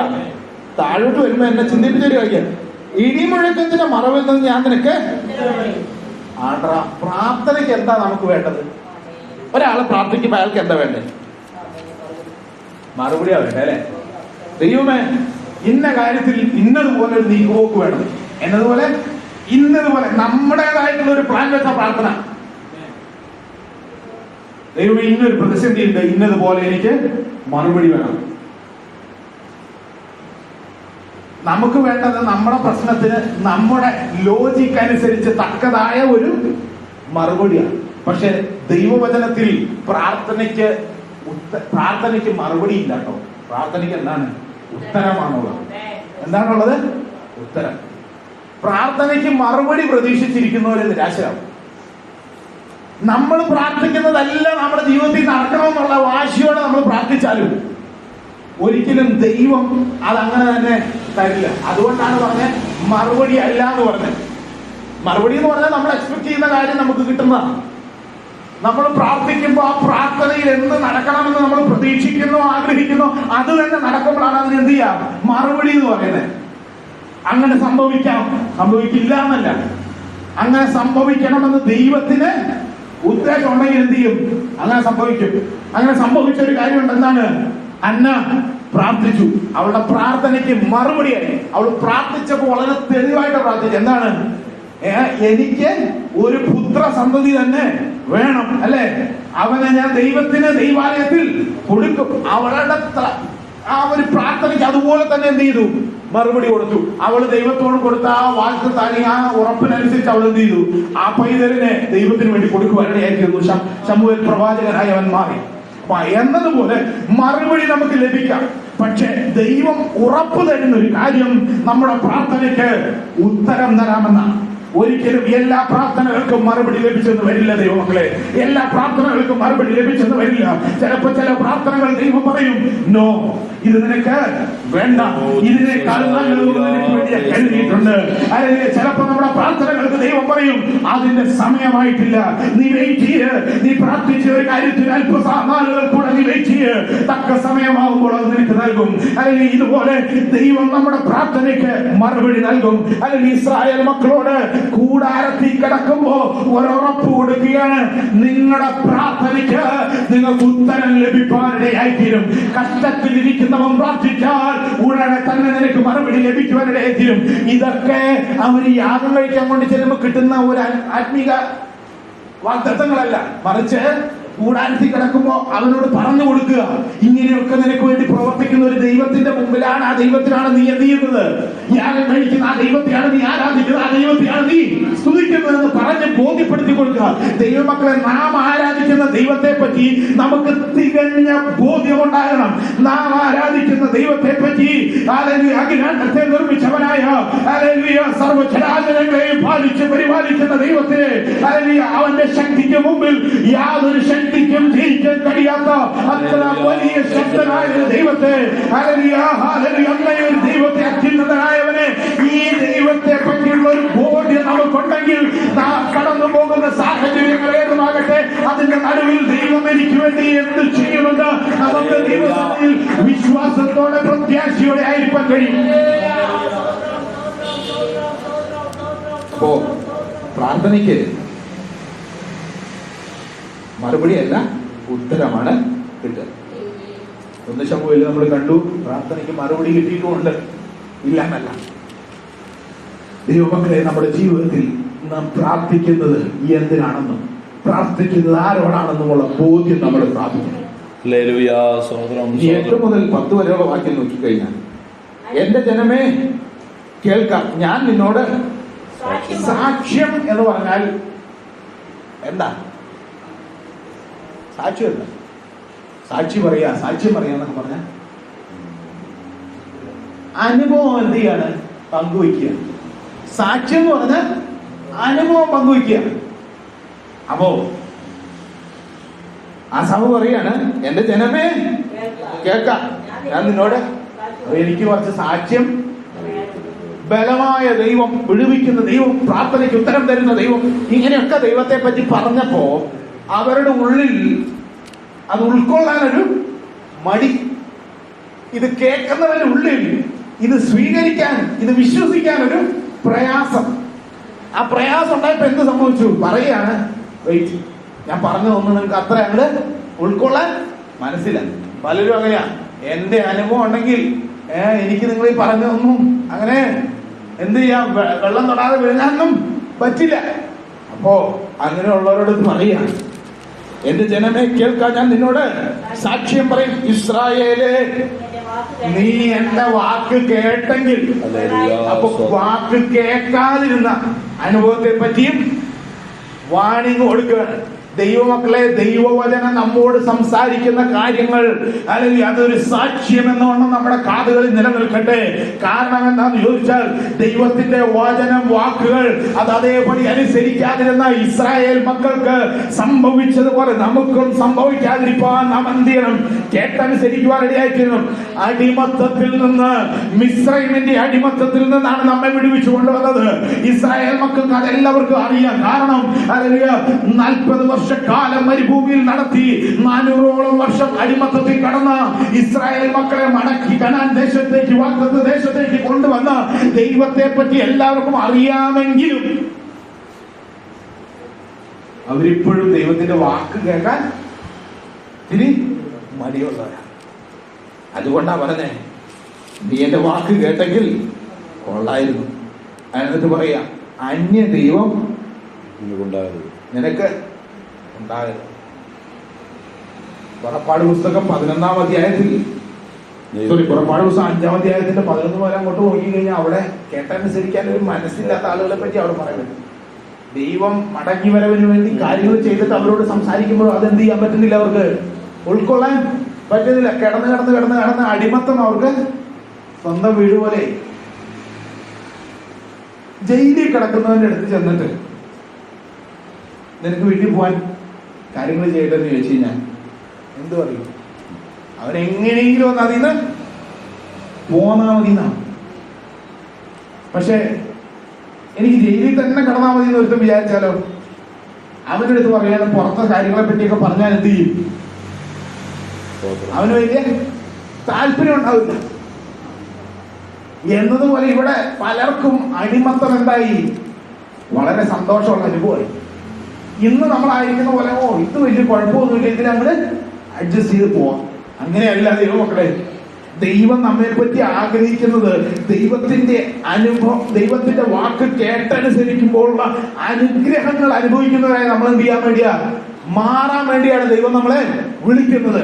അടിമത്തത്തിൽ നിന്ന് അല്ലെങ്കിൽ സ്വാതന്ത്ര്യത്തിലേക്ക്, മിസ്രൈമിൽ നിന്ന് കനാൻ നാട്ടിലേക്ക് ഇസ്രായേൽ മക്കളെ കൊണ്ടുവന്നത്, മിസ്രൈമിലെ ആ പ്രതിസന്ധികൾ തരണം ചെയ്ത് ഇവിടെ കൊണ്ടുവന്നതിന്റെ പിന്നിലെ ഉദ്ദേശം എന്താന്ന് ചോദിച്ചാൽ, നീ ദൈവിക അനുഗ്രഹങ്ങൾ പ്രാപിക്കാന്, നീ ഇനിയും മിസ്രൈമിനെ കെട്ടിപ്പിടിച്ചുകൊണ്ടിരിക്കാനല്ല, മറിച്ച് നീ മിസ്രൈമിലെ നിക്ഷേപങ്ങളെക്കാൾ ക്രിസ്തുവിന്റെ നിന്നയ വലിയ ധനമെന്ന് എണ്ണിക്കൊണ്ട് ദൈവിക അനുഗ്രഹങ്ങൾ പ്രാപിച്ചു മുമ്പോട്ട് പോകാനാണ്. വീണ്ടും അടിമനുഖത്തിലേക്ക് പോകുന്ന പ്രവൃത്തി നമ്മുടെ ജീവിതത്തിൽ എന്തുണ്ടാവരുത്, ഉണ്ടാകരുത്. ഹല്ലേലൂയ. പിശാചിന്റെ ഏറ്റവും വലിയ തന്ത്രമാണ് നാം വിട്ടുപോകുന്നതിനെ പിന്തുടരുന്നവരായി തീരുക. നാം കളഞ്ഞതിനെ, ഉപേക്ഷിച്ചതിനെ സ്വീകരിക്കുന്നവരായി നാം വീണ്ടും മാറുക എന്നുള്ളത്. ദൈവമക്കളെ, നമ്മുടെ ജീവിതത്തിൽ പിശാച് നമ്മെ മിസ്രൈമിന്റെ അടിമത്തത്തിലേക്ക് അല്പാൽപമായി കൊണ്ടുപോകാൻ അവൻ ശ്രമിക്കുന്ന ഒരു ഒറ്റ വഴി എന്താണെന്ന് ചോദിച്ചാൽ, അവിടുത്തെ പലതിനെയും നമ്മുടെ ഉള്ളിൽ കൊണ്ടുവരുവാനിടയായി തീരും.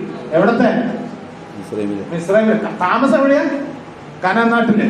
ചിന്ത മുഴുവൻ മിസ്രൈമില്. താമസം എവിടെ? കനാൻ നാട്ടിൽ.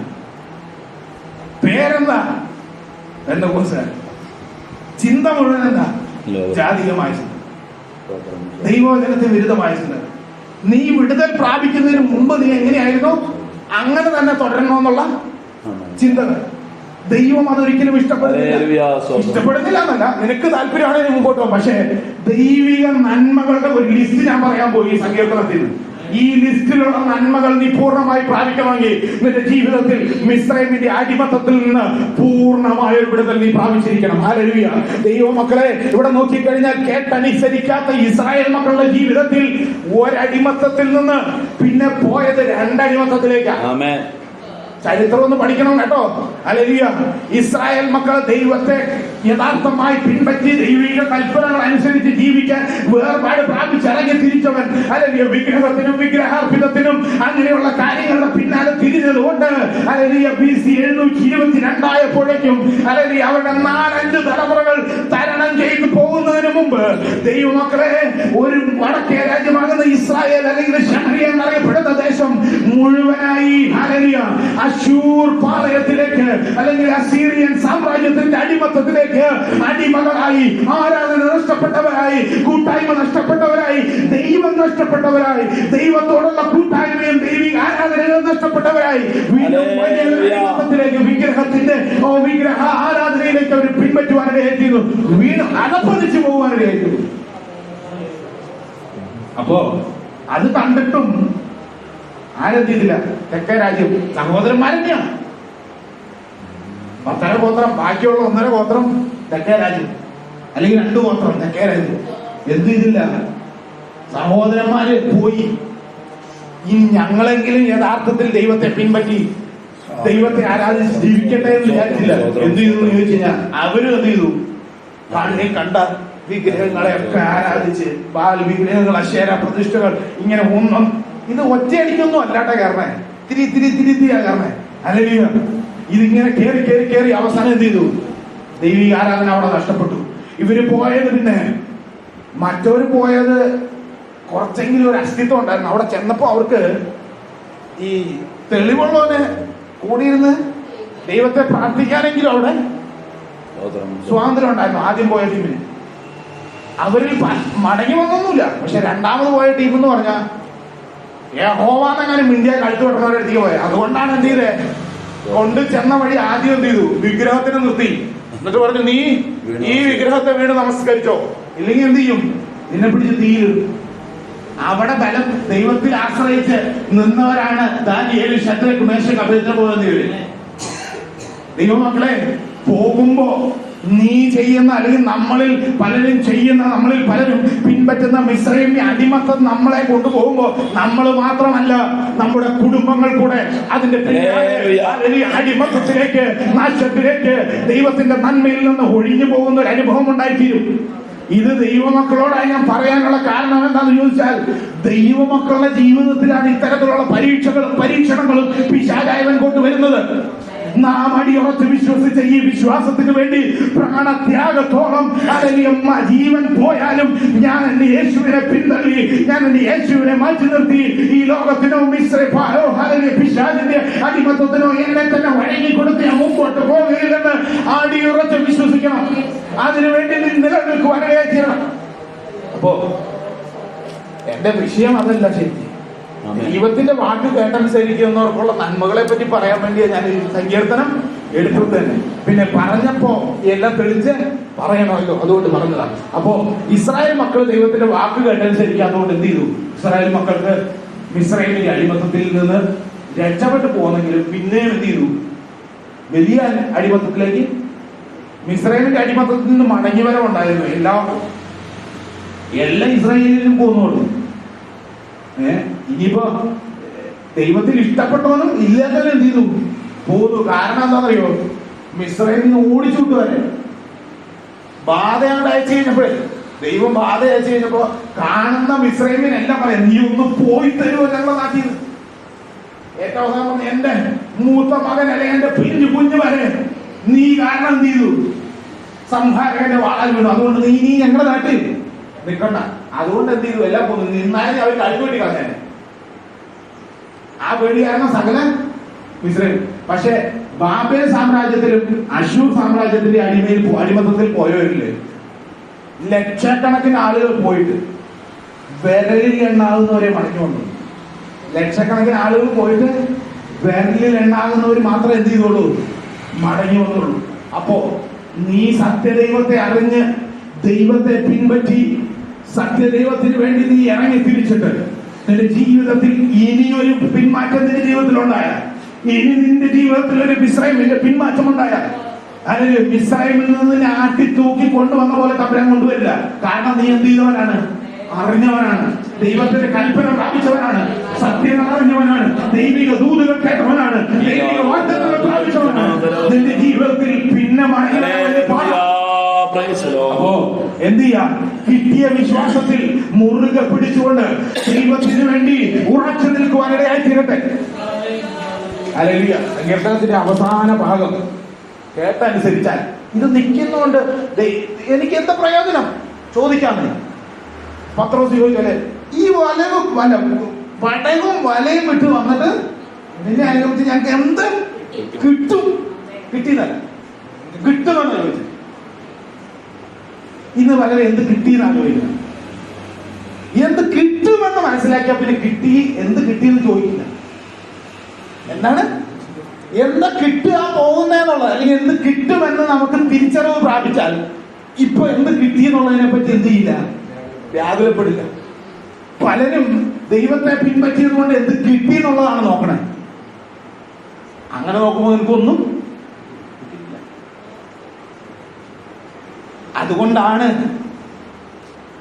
ഊമവിഗ്രഹങ്ങളെ ആരാധിച്ച കൂട്ടത്തിൽ നിന്ന് തമ്പുരാൻ വിളിച്ചു വേർതിരിച്ച അബ്രഹാം, അവൻ ഇറങ്ങി തിരിച്ച് അവന്റെ വീട്ടിൽ ജനിച്ച അഭ്യാസികൾ തന്നെ 318 പേരെ, ഒരു രാജ്യം കീഴടക്കാൻ ശക്തിയുള്ള ആളുകൾ ഈ 318 പേര്. വേറൊരു ശത്രു രാജ്യത്തെ കീഴടക്കാൻ ശക്തിയുള്ളവർ, ഇത്രയുള്ള ആളുകളൊക്കെ കൂടെ ഉണ്ട്. അപ്പോഴും അപ്പച്ചൻ എന്ത് ചെയ്യുന്നില്ല, ഒരു സ്ഥലം എന്ത് ചെയ്യുന്നില്ല, വേണ്ടി വന്ന ഒരു രാജ്യത്തെ കീഴടക്കാൻ കഴിയുന്ന ഒരു കൂട്ടം കൂടെ ഉണ്ടെങ്കിൽ നമ്മൾ എന്ത് ചെയ്യും? കീഴടക്കുന്ന രാജ്യത്തെ രാജാവിനെ തൂക്കിട്ട് അവിടുത്തെ രാജാവില്ലേ, അബ്രഹാമിന് സുഖമായിട്ട് രാജാവായി ജീവിക്കായിരുന്നു. രാജാവായി ജീവിക്കായിരുന്നു. അവന്റെ കൂടെയുള്ള ശക്തി എത്രയായിരുന്നു. പക്ഷെ അപ്പോഴും എന്ത് ചെയ്തു എന്നറിയാമോ? എന്ത് കിട്ടി എന്ന് ചോദിക്കുന്നവന്റെ വാക്കിന്റെ മുമ്പിലല്ല നിന്ന് ഇവന് കിട്ടാൻ പോകുന്നതിനെ പറ്റി ബോധ്യം. അതുകൊണ്ടാണ് എബ്രായ ലേഖനത്തിൽ എഴുതിയിരിക്കുന്നത്, കൂടാരങ്ങളിൽ പാർക്കുമ്പോ തന്നെ എന്ത് ചെയ്യാണ്? ദൈവം ശില്പിയായി നിർമ്മിച്ചതും അടിസ്ഥാനങ്ങൾ ഉള്ളതുമായ ഒരു നഗരത്തിനായി കാത്തിരുന്നു. കൂടാരങ്ങളിൽ പാർക്കുമ്പോൾ ഇന്നെന്ത് കിട്ടി വലിപ്പവും ദൈവം എനിക്ക് വേണ്ടി കരുതിയ നന്മകളുടെ വലിപ്പവും ശ്രേഷ്ഠതയും നീ തിരിച്ചറിയുവാനിടയായി തീരണം. ഹല്ലേലൂയ. ഈ ലോകത്തിലേക്ക് നാം ഒന്നും കൊണ്ടുവന്നിട്ടില്ല, ഇവിടെ നിന്ന് നമുക്കൊന്നും കൊണ്ടുപോകാനും പറ്റില്ല. ഹല്ലേലൂയ. ദൈവമക്കളെ, ഇപ്പൊ പാക്ക് ചെയ്ത് തരും. നിന്റെ മുഖം പോലും അതിന് പ്രോപ്പറായിട്ട് കുടുംബങ്ങൾ കാണാൻ കഴിയാത്ത വിധമാണ് കാര്യങ്ങൾ. ദൈവമക്കളെ, നാം മനസ്സിലാക്കേണ്ട ഒരു കാര്യം, ഈ ഭൂമിയിലേക്ക് നമ്മൾ കൊണ്ടുവന്നിട്ടില്ല, ഇവിടെ നിന്നൊന്നും കിട്ടിയിട്ട് നമ്മൾ പോകുകയുമില്ല. അല്ലെങ്കിൽ നമുക്ക് വേണ്ടുന്നതൊന്നുമല്ല, ഇവിടെ നിന്ന് കിട്ടേണ്ടതൊന്നുമല്ല അക്ഷരാർത്ഥത്തിൽ തമ്പുരാൻ നമുക്ക് തരേണ്ടത്. ദൈവത്തിന്റെ വാക്ക് കേട്ടനുസരിക്കുന്നവർക്ക് ദൈവം കരുതിയ ശ്രേഷ്ഠകരമായ അനുഭവങ്ങളുണ്ട്. എന്റെ വാക്കുകൾ 13-ാമത്തെ വാക്യം മുതൽ. അപ്പോ ആ വാക്യം തുടങ്ങുന്നത് എന്ത് തുടങ്ങിയ? അയ്യോ അയ്യോ എന്റെ ജനം. ആണ്ട്രാ, അനുഗ്രഹത്തെ പറ്റിയാ പറയാൻ പോണേ. അവിടെ എന്താ പറയണേ? അയ്യോ അയ്യോ. നമ്മൾ അയ്യോ എന്ന് പറയുന്നത് എന്താ? എപ്പോഴാ പറയാ? ഒരു അപകടം എവിടെ വരുമ്പോഴാണ്? അപകടത്തിന്റെ മുമ്പിൽ വരുമ്പോഴാണ് അയ്യോ അയ്യോ എന്ന് പറയുന്നത്. ഈ ദൈവിക നന്മകള് തിരിച്ചറിയാതെ വരുമ്പോഴാണ് ഏറ്റവും വലിയ അപകടം. ദൈവം നമുക്ക് നൽകുന്ന നന്മകളും ഈ ഭൂമിയിൽ നിന്ന് മാനുഷികമായി നമുക്ക് ലഭിക്കാൻ സാധ്യതയുള്ള കാര്യങ്ങളും തമ്മിൽ കൂട്ടിക്കുഴയ്ക്കുമ്പോഴാണ് എന്ത് സംഭവിക്കുന്നത്? വലിയൊരു അപകടം സംഭവിക്കുന്നത്. നമുക്ക് എന്ത് സംഭവിക്കും? ഈ ലോകം നമ്മുടെ ദൈവമായി മാറും. പലർക്കും പറ്റിയത് അങ്ങനെയാ.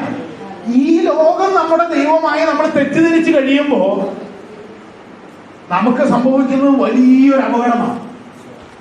അപ്പോ ദൈവിക നന്മകൾ, ദൈവം തരുന്ന നന്മകൾ, ദൈവം തന്നിട്ടുള്ള നന്മകൾ, അത് തിരിച്ചറിയുമ്പോഴാണ് എന്ത് ദൈവമക്കളെ, അക്ഷരാർത്ഥത്തിൽ യഥാർത്ഥമായി നമുക്ക് എന്ത് ചെയ്യാൻ പറ്റുന്നേ? ദൈവത്തെ പിൻപറ്റാൻ പറ്റുന്നേ. ഇല്ലാതിരുന്ന എന്ത് സംഭവിക്കും? ഈ ദൈവത്തെ പിൻപറ്റാതെ നമ്മൾ എന്ത് ചെയ്യും? ഈ ലോകത്തിലേക്ക് പോകും.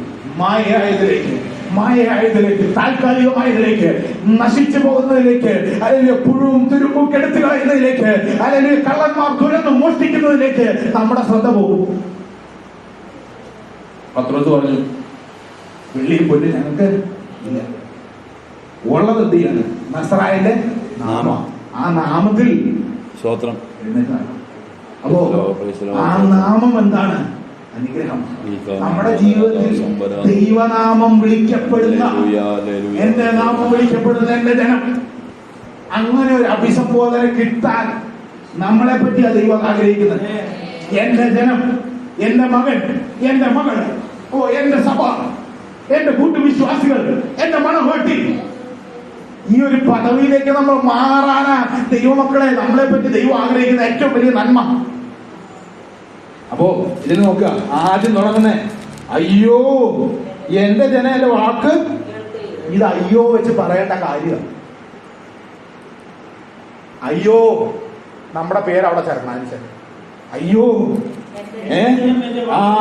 അയ്യോ റോബിൻ എന്റെ വാക്ക് കേൾക്കുകയും കേട്ടനുസരിച്ച് താഴോട്ട് നോക്കി അയ്യോ എന്റെ ജനം അവിടെ ഒന്ന് റോബിൻ എന്റെ വാക്ക് കേൾക്കുകയും റോബിൻ എന്റെ വഴികളിൽ നടക്കുകയും ചെയ്തെങ്കിൽ കൊള്ളായിരുന്നു. നമ്മുടെ പേര് അവിടെ വെക്കണം, എന്നിട്ടൊന്ന് വായിക്കണം. അപ്പൊ നമുക്ക് മനസ്സിലാവും എവിടെയൊക്കെയാ തമ്പുരാന്റെ വാക്ക് നമ്മൾ കേൾക്കാത്ത, ഏതൊക്കെ കാര്യത്തിലാ തമ്പുരാന്റെ വാക്ക് കോംപ്രമൈസ് ചെയ്തിട്ടുള്ളത്. നമ്മൾ ദൈവത്തിന്റെ വാക്ക് കേൾക്കാത്തവരൊന്നും അല്ല കേട്ടോ, എല്ലാം നമ്മൾ കേൾക്കുന്നവരാ. പിന്നെ നമ്മൾ എന്ത് ചെയ്യും? ഇത്തിരി മിക്സ് ചെയ്യും. അതാണ് നമ്മുടെ കുഴപ്പം. ഇച്ചിരി കോംപ്രമൈസ് ചെയ്യും. സാഹചര്യം വരുമ്പോൾ എന്ത് ചെയ്യും? പോട്ടെ പ്രാക്ടിക്ക് അല്ലേ, അല്ലെ ഈ ഒരു കാര്യത്തിലല്ലേ, ബാക്കിയെല്ലാ കാര്യത്തിലും ഒക്കെയാണല്ലോ, ബാക്കിയെല്ലാ കാര്യത്തിലും പക്കയാണല്ലോ എന്നുള്ള ഒരു ബോധ്യം ഉള്ളതുകൊണ്ട്, അല്ലെങ്കിൽ ആ ഒരു വിശ്വാസം ഉള്ളതുകൊണ്ട് എന്ത് ചെയ്യും? ഈ ഒരു കാര്യത്തിൽ അല്പം കോംപ്രമൈസ് ചെയ്യാണ് നമ്മൾ. എല്ലാവരുടെ കാര്യമായിട്ട് ഞാൻ നിങ്ങളെ വ്യക്തിപരമായിട്ടല്ല, എന്റെയും കൂടെ ചേർത്താ ഞാൻ പറയുന്നത്, എന്നെയും കൂടെ ചേർത്താ പറയുന്നത്. അപ്പൊ എന്താണ്? അയ്യോ എന്റെ ജനം എന്റെ വാക്കുകൾക്കുകയും ഇസ്രായേലിന്റെ വഴികളിൽ നടക്കുകയെങ്കിൽ ചെയ്തുവെങ്കിൽ വഴികളിൽ നടക്കുകയും ചെയ്തുവെങ്കിൽ കൊള്ളായിരുന്നു. അപ്പൊ ഒരു അപകടത്തെ പറ്റി വിളിച്ചു പറയാ. എന്ത് ഇസ്രായേൽ മക്കൾക്ക് പറ്റി? എന്ത് പറ്റി? അവര് ദൈവത്തിന്റെ വാക്ക് കേട്ടില്ല, അവന്റെ വഴികളിൽ നടന്നില്ല. ഇനി നമ്മളോട് പറയാം, നടന്നാൽ എന്തൊക്കെയാണ്? താഴോട്ട് വായിച്ചു. ഒന്നാമത്തെ കാര്യം, എന്നാൽ ഞാൻ വേഗത്തിൽ അവരെ എന്നാൽ ഞാൻ അവർക്ക് ഒരു ശത്രുവും അവരുടെ ജീവിതത്തിൽ അനുവദിക്കില്ല എന്നാണോ? അല്ല, അവരുടെ ശത്രുക്കൾക്കൊന്നും അവരുടെ മുമ്പാകെ അധികകാലം അപവാദിയായ പിശാച് നമ്മുടെ മുമ്പിൽ ശത്രുക്കളെ കൊണ്ട് നിറയ്ക്കുമ്പോ ഇതിനൊന്നും എന്തില്ല, ആയുസില്ല.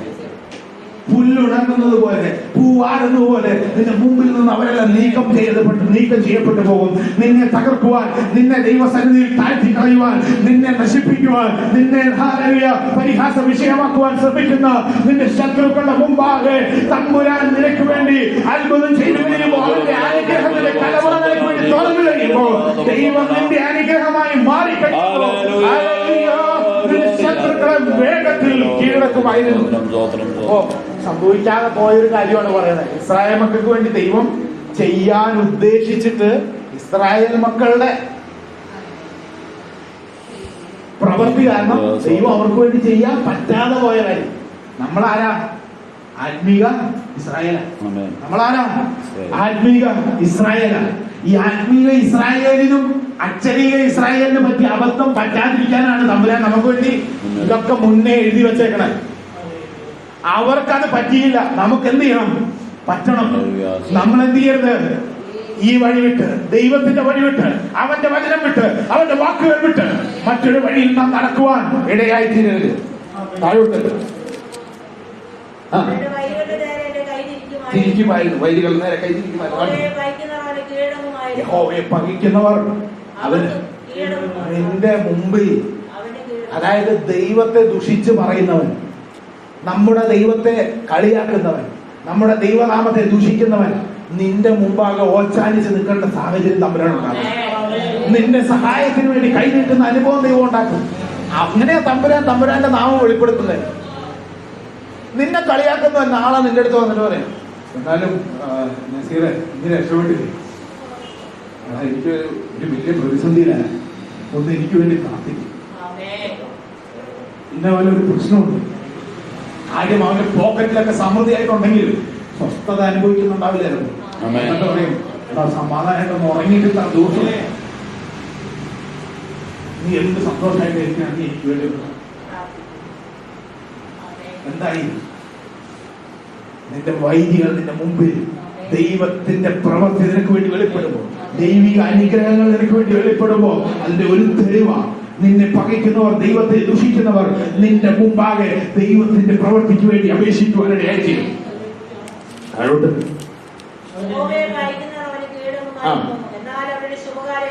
ശുഭകാലം ദൈവമക്കളെ, നമുക്കുള്ള സന്തോഷവും സമാധാനവും അതും ദീർഘകാലത്തേക്ക് വേണമെങ്കിൽ തമ്പുരാന്റെ കൽപ്പന അനുസരിച്ച് എന്ത് ചെയ്യണം? മുമ്പോട്ട് പോകണം. സിമ്പിളായിട്ട് പറഞ്ഞാൽ താഴോട്ട് മേത്തരമായ ഗോതമ്പ് കൊണ്ട് അവരെ പോഷിപ്പിക്കുമായിരുന്നു. ഹല്ലേലൂയ. റേഷൻ കടയിൽ നിന്ന് കിട്ടുന്ന ഗോതമ്പ് കൊണ്ടല്ല, മേത്തരമായ ഗോതമ്പിന്റെ മേത്തരമായതുണ്ടെന്നുള്ളത് മനസ്സിലായത് ഞാൻ UP പോയപ്പോഴാണ്. ഉത്തർപ്രദേശിൽ പോയപ്പോൾ ഒരു കട ചെന്നപ്പോൾ ഒരു 10-12 ഐറ്റം ഇരിക്കുകയാണ്. 1 രൂപയ്ക്ക് ഗോതമ്പുണ്ട്. 1 കിലോ ഗോതമ്പ് 1 രൂപയ്ക്കുണ്ട്. ഇതിങ്ങനെ വന്ന് ഒരെണ്ണം വന്നപ്പോ 10-25 രൂപ, 24 രൂപയ്ക്ക്. പക്ഷെ 1 രൂപയുടെ ഗോതമ്പും ഈ 24 രൂപയുടെ 25 രൂപയുടെ ഗോതമ്പ് കൂടെ തമ്മി കണ്ട 1 രൂപയുടെ ഗോതമ്പ് എടുത്ത് എന്ത് ചെയ്യും? പറമ്പി കളയും. അവന്റെ മുമ്പിൽ, ഇവന്റെ മുമ്പിൽ അവനിരിക്കാൻ ഒരില്ല. അതാണ് മേത്തരമായത്. അവിടെയാണ് ഈ മേത്തരമായതിന്റെ മുമ്പിൽ എന്തില്ല. ഈ നമ്മൾ പലപ്പോഴും കണ്ടിട്ടുള്ളത്. ഇന്ന് പലരും എന്താ ചെയ്യണമെന്നറിയോ? മേത്തരമായത് കണ്ടിട്ടില്ലാണ്. തമ്പുരാൻ നമുക്ക് വേണ്ടി കരുതിയ മേത്തരമായത് ഈ ഇത്തിരി ഉള്ള ഒന്നിനും കൊള്ളാത്ത ഒരു വേണ്ടാത്തതിനെ പറ്റിയിട്ട് നമ്മൾ എന്ത് ചെയ്യണം? വലിയ വറി ചെയ്യുക, വലിയ വിഷമിച്ചിരിക്കുക. ഓ ദൈവം, ഇതൊക്കെ എനിക്ക് അല്ല, ഇതൊക്കെ കിട്ടിയല്ലോ, സംതൃപ്തരായി, വലിയ സംതൃപ്തരായി. തമ്പുരാൻ നിനക്ക് വേണ്ടി ഇതിലും മേത്തരമായത് കരുതിയിട്ടുണ്ട്. ഇതിലും ശ്രേഷ്ഠകരമായ അനുഭവങ്ങൾ ദൈവം നിനക്ക് വേണ്ടി കരുതിയിട്ടുണ്ട്. അത് നമ്മൾ എന്ത് ചെയ്യണം? പ്രാപിച്ചെടുക്കണം. അതിനാണ് ദൈവത്തിന്റെ വചനം അനുസരിച്ച്, കൽപ്പന അനുസരിച്ച് നാം മുമ്പോട്ട് പോവുകയായിരിക്കണം. ദൈവമക്കളെ, സങ്കീർത്തനം മേത്തരമായ ഗോതമ്പ് കൊണ്ട് പോഷിപ്പിക്കുമായിരുന്നു. പാറയിൽ നിന്നുള്ള തേൻ കൊണ്ട് നിനക്ക് തൃപ്തി വരുത്തുമായിരുന്നു. കഴിഞ്ഞ ദിവസം വീഡിയോ കണ്ടു ഞാൻ. പാറയെന്ന് തേനെടുക്കണം. പപ്പനെ കാണിച്ചു കൊടുക്കും. എന്റെ പൊന്ന്, ഒരു ബക്കറ്റ് അത്രയും വലിയ ഒരു ബക്കറ്റിൽ ഇട്ടിട്ട് അതിൽ കൊള്ളണല്ലോ ഒരു കഷ്ണം അട എത്തിയിട്ട്. ഇത്രയും വലിപ്പമുണ്ട് ഒരു തേന്റെ അട. വീതി നമ്മുടെ ഇവിടെയൊക്കെ തേന്റെ അടയുടെ വീതി കാണുന്നത് ഇത്രയൊക്കെ അല്ലേ ഉള്ളൂ. ഇങ്ങനെ പിടിച്ചെടുക്കാം. ഇതിങ്ങനെ പിടിക്കാൻ പറ്റില്ല. നീളമുള്ള വാള് പോലുള്ള കത്തി കൊണ്ട് പാറയിൽ ഇങ്ങനെ അരിഞ്ഞിടുമ്പോ ഒരു ബക്കറ്റിൽ കൊള്ളണല്ലോ ഒരു അട. അപ്പോ പാറയിൽ നിന്നുള്ള തേൻ കൊണ്ട് നിനക്ക് തൃപ്തി ആത്മീയമായിട്ടുള്ള അർത്ഥമുണ്ട് കേട്ടോ. സ്തോത്രം. 5 അനുഗ്രഹങ്ങളാണ് ഇവിടെ പറഞ്ഞിരിക്കുന്നത്. 5 വിധമായ അനുഗ്രഹങ്ങൾ. അതിനെപ്പറ്റി ദൈവവചനത്തിൽ പല സ്ഥലത്തായിട്ട് പറഞ്ഞിട്ടുണ്ട്.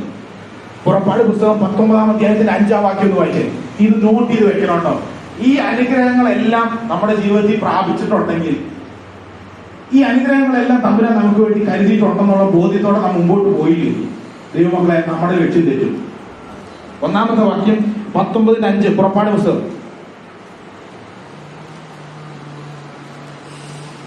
ആകയാൽ നിങ്ങൾ എന്റെ വാക്ക് കേട്ട് അനുസരിക്കുകയും എന്റെ നിയമം പ്രമാണിക്കുകയും ചെയ്താൽ. അപ്പൊ ഇവിടെ ഒരു ക്ലോസ് ഉണ്ട് കേട്ടോ, നിബന്ധനയുണ്ട്. എന്താണ്? വാക്ക് കേട്ടനുസരിക്കണം, എന്റെ നിയമം പ്രമാണിക്കണം ചെയ്താൽ. കേട്ടനുസരിക്കണം, നിയമം പ്രമാണിക്കണം, ദൈവവചനം അനുസരിച്ച് ജീവിക്കണം. ജീവിച്ചാൽ നിങ്ങൾ എനിക്ക് സകല ജാതികളിലും വെച്ച് പ്രത്യേക സമ്പത്തായിരിക്കും. ഓ ഹല്ലേലൂയ. ഇസ്രായേൽ മക്കളോട് പറഞ്ഞു കൊടുക്കുകയാണ്, നിങ്ങൾ എനിക്ക് സകല ജാതികളിലും വെച്ച് പ്രത്യേക സമ്പത്ത്. ശിവാനന്ദ ബ്രദറെ, you will be A special asset. അതായത് ഒരു സ്പെഷ്യൽ ആയിട്ടുള്ള, ദൈവത്തിന് വളരെ പ്രിയപ്പെട്ട, ദൈവത്തിന് സ്പെഷ്യൽ ആയിട്ട് ഇഷ്ടമുള്ള ഒരു വ്യക്തിയായി തന്നെ ദൈവം മാറ്റുവാനിടയായി തീരും. ഓരോ വ്യക്തികളോടായിട്ട് ഞാൻ പറയട്ടെ, ദൈവത്തിന്റെ വചനം അനുസരിച്ച് നാം ജീവിച്ചാൽ, അവന്റെ വചനത്തിൽ മായം ചേർക്കാതെ, അവന്റെ വചനത്തിൽ കൂട്ടി ചേർക്കാതെ, അത് സത്യമായി നീ പ്രമാണിച്ച് ജീവിച്ചാൽ, നമ്മുടെ ജീവിതത്തിൽ ദൈവത്തിന്റെ ഒരു സ്പെഷ്യൽ അസറ്റായി, അവന്റെ ഒരു സ്പെഷ്യൽ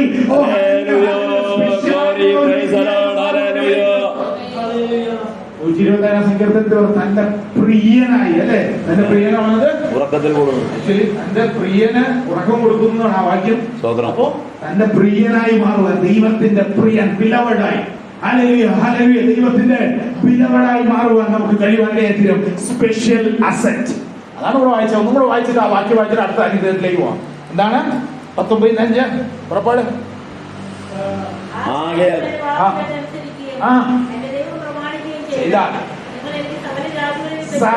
അതാണ്, അവിടെയാണ് നമ്മുടെ പ്രത്യേകത. നസീർ ബ്രദറെ, നിങ്ങൾ എന്റെ വാക്കുകളുടെ അനുസരിച്ച് നിങ്ങൾ നിങ്ങളുടെ അയൽവാസിയേക്കാൾ ശ്രേഷ്ഠമായിരിക്കും. എനിക്കറിയാം അവൻ എത്രത്തോളം ഉണ്ടെന്ന്. അങ്ങനെയാണോ പറഞ്ഞത്? അല്ലേ വേണ്ട, നിങ്ങളെ പഞ്ചായത്തിലുള്ള എല്ലാവരെക്കാൾ ശ്രേഷ്ഠനായി എനിക്ക് നിങ്ങളെ വായിച്ച് സകല ജാതികളെയും വെച്ച് പ്രത്യേക സമ്പത്ത്. ഒരു മനുഷ്യന് അവന്റെ കയ്യിൽ 100 വ്യത്യസ്തമായ മുത്തുകൾ, വജ്രങ്ങളുണ്ടെന്ന്. ഈ മനുഷ്യന് ഒരു പ്രതിസന്ധി വന്നാൽ ഏറ്റവും ശ്രേഷ്ഠമായിട്ടുള്ള ആദ്യം കൊടുക്കുക. ഏറ്റവും വിലപിടിച്ചുള്ളതിനെയാണ് ആദ്യം കൊടുക്കുക. ഈ മനുഷ്യന് ആവശ്യം വന്നു ഏറ്റവും മോശമായിട്ടുള്ളതിനെ ആദ്യം. അത് തന്നെയാണ് ദൈവമക്കളെ ഏറ്റവും മേത്തരമായ ശ്രേഷ്ഠമായ പ്രത്യേക സമ്പത്തായി ദൈവം നിന്നെ കണ്ടിരിക്കുക. ദൈവമക്കളെ, നീ ദൈവത്തിന്റെ വചനം അനുസരിച്ച് ദൈവത്തിന്റെ പ്രമാണങ്ങൾ, കൽപ്പനകൾ പ്രമാണിച്ചുകൊണ്ട് നീ ജീവിച്ചാൽ നീ സകല ജാതികളെയും വെച്ച് ദൈവത്തിന് പ്രത്യേക സമ്പത്തായിരിക്കും. ശ്രേഷ്ഠമായ സ്പെഷ്യൽ അസറ്റ്. ഹല്ലേലൂയ. അടുത്തത് ആവർത്തന പുസ്തകം 28:1. നിന്റെ ദൈവമായ യഹോവയുടെ വാക്ക് നീ ശ്രദ്ധയോടെ കേട്ട്. ഇവിടെ ഒക്കെ ഈ ക്ലോസ് പറയുന്നുണ്ടോ? നിബന്ധനയുണ്ട്. ദൈവത്തിന്റെ അനുഗ്രഹങ്ങൾക്ക് എന്തുണ്ട്? നിബന്ധനകളുണ്ട്. ദൈവത്തിന്റെ സ്നേഹത്തിനില്ല, നിബന്ധനയില്ല. അതുകൊണ്ടാണ് ഒരു പൈസ പോലും മുടക്കില്ലാതെ നിന്റെ സകല പാവങ്ങളെ തമ്പുരാൻ എന്ത് ചെയ്തു? ക്ഷമിച്ചു. നിബന്ധനയില്ലാതെ നിന്നെ സ്നേഹിച്ചു. പക്ഷെ തമ്പുരാന്റെ അനുഗ്രഹങ്ങൾ പ്രാപിക്കണമെങ്കിൽ ശിവാനന്ദ ബ്രദറെ അല്ലെങ്കിൽ ദൈവ സഹോദരന്മാരെ, നസീർ ബ്രദറെ, നമ്മൾ എന്ത് ചെയ്താൽ പോരാ? ഞാൻ സ്നാനപ്പെട്ടു, എനിക്ക് എല്ലാ അനുഗ്രഹങ്ങളും കൂടെ പോന്നോട്ടെ. മറ്റേ ദൂർദൂതം പോയി പറഞ്ഞ് അപ്പന്റെ അടുത്ത് പോയി പറഞ്ഞ പോലെ, അപ്പാ എനിക്ക് വരാനുള്ളവർക്ക് ഇങ്ങനെ വന്നോട്ടെ. ഒരു ആപ്പനായ കാരണം കൊടുത്തു. പക്ഷെ തമ്പുരാൻ ഇവിടെ ഒരു ക്ലോസ് വെച്ചിട്ടുണ്ട്. എന്റെ കൽപ്പന അനുസരിച്ച് എന്റെ വചനം പ്രമാണിച്ചാൽ, എന്റെ വാക്ക് ശ്രദ്ധയോടെ കേട്ട് ഞാൻ നിന്നോട് ആജ്ഞാപിക്കുന്ന അവന്റെ സകല കൽപ്പനകളും പ്രമാണിച്ച് നടന്നാൽ നിന്റെ ദൈവമായ യഹോവ നിന്നെ ഭൂമിയിലുള്ള സർവ്വജാതികൾക്കും മീതെ ഉന്നതമാക്കും. മതി. സകല ജാതികൾക്കും മീതെ, സകലത്തിനും മീതെ ഉന്നതമാക്കും. നിന്നെ ഉയർത്തും ദൈവം. അതാ പറഞ്ഞേക്കണേ, എക്സോൾട്ടിങ് എബോവ് അതേഴ്സ്. ഇവിടെയൊക്കെ നിന്നെ തമ്പുരാൻ മറ്റുള്ളവരെക്കാൾ ഉയർത്തുവാനിടയാണ്. നിന്നെ ബഹുമാനിക്കുന്ന, നിന്നെ ആദരിക്കുന്ന ഒരു സമൂഹം നിനക്ക് ചുറ്റും ഉണ്ടാവുകയാണ്. അത് നിന്റെ ശ്രേഷ്ഠത കൊണ്ടല്ല, നീ ദൈവത്തിന്റെ വചനം അനുസരിച്ച് ജീവിച്ചാൽ മതി. അറിയില്ല. അടുത്ത മൂന്നാമത്തെ ഇയ്യോബിന്റെ പുസ്തകം 36-ാം അധ്യായത്തിന്റെ 11-ാം വാക്യം.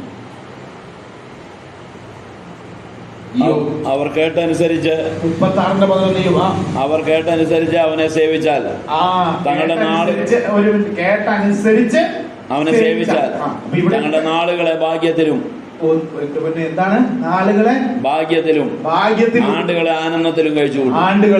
ആനന്ദത്തിലും കഴിച്ചുകൂടും. ഭാഗ്യത്തില് അല്ലേ? ആമേൻ. ഞാൻ പറയാനായിട്ട് പറഞ്ഞു, ഞാൻ റെയിൽവേ സ്റ്റേഷനിൽ എത്താൻ 10 മിനിറ്റ് വൈകി. ഭാഗ്യത്തിന് ഇന്ന് ട്രെയിൻ 10 മിനിറ്റ് ലേറ്റ് ആയിരുന്നാലും എനിക്ക് അതൊരു ഭാഗ്യമല്ലേ? ഭാഗ്യം എന്താ? മിസ്സായി പോകേണ്ടത് നമുക്ക് കിട്ടുന്ന. ഈ തമ്പുരാൻ നമ്മുടെ വശത്തുണ്ടെങ്കിൽ, നീ ദൈവത്തെ യഥാർത്ഥമായി പിൻപറ്റിയ, നിനക്ക് നഷ്ടപ്പെട്ടു പോകേണ്ട പലതും ലെക്കായിട്ട് എന്ത് ചെയ്യും? അതുകൊണ്ടാ നാളുകൾ ഭാഗ്യത്തിലും സമ്മത്സരം ആണ്ടുകളെ ആനന്ദത്തില് കഴിച്ചുകൂട്ടും. നിന്റെ ജീവിതത്തിൽ ലക്കിയായിട്ട് പല കാര്യങ്ങളും ദിവസം ഓരോ ദിവസം നന്നായിട്ട് മനസ്സിരുത്തി ആലോചിച്ചോ. ഭാഗ്യം കൊണ്ട് കാര്യം നടന്നു, ഭാഗ്യം കൊണ്ട് ഇതുപോലെ ചെയ്തു, ഭാഗ്യം കൊണ്ട് ഈ കാര്യം സാധിച്ചു എന്നൊക്കെ പലപ്പോഴും നിന്റെ ജീവിതത്തിൽ പറയാൻ എന്തുണ്ടാക്കും? തമ്പുരാൻ ഇടവരുത്തും. അങ്ങനെ അങ്ങനെ അങ്ങനെ നിന്റെ ആണ്ട് എന്തായി മാറും? ആനന്ദത്തിന്റെ ആണ്ട്. വർഷം മുഴുവൻ സന്തോഷം അനുഭവിക്കുന്ന ദൈവമക്കളെ, ദൈവമക്കൾക്കുള്ളതാ സന്തോഷവും സമാധാനവും. നമുക്ക് വേണ്ടി തമ്പുരാൻ കരുതിയിരിക്കുന്നതാണ്. ഹല്ലേലൂയ. അപ്പൊ മൂന്നാമത്തെ അനുഗ്രഹം എന്ത്?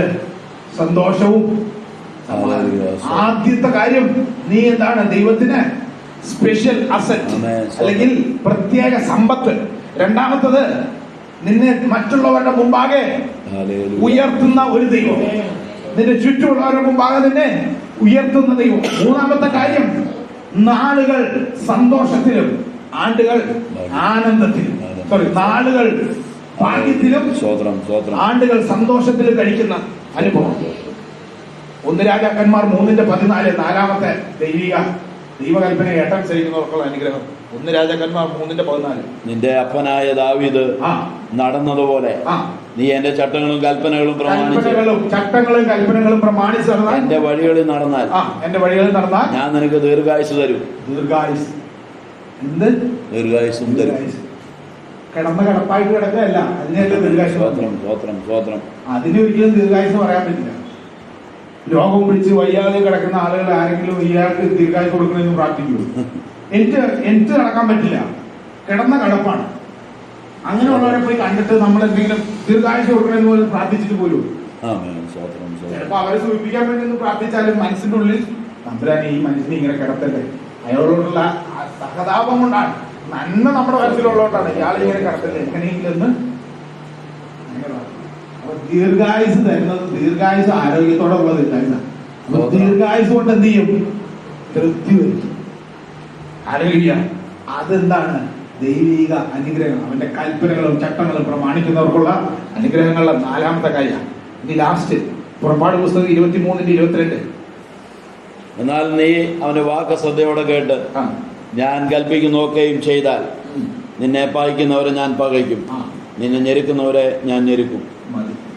ഈ വാക്യം സ്തോത്രം.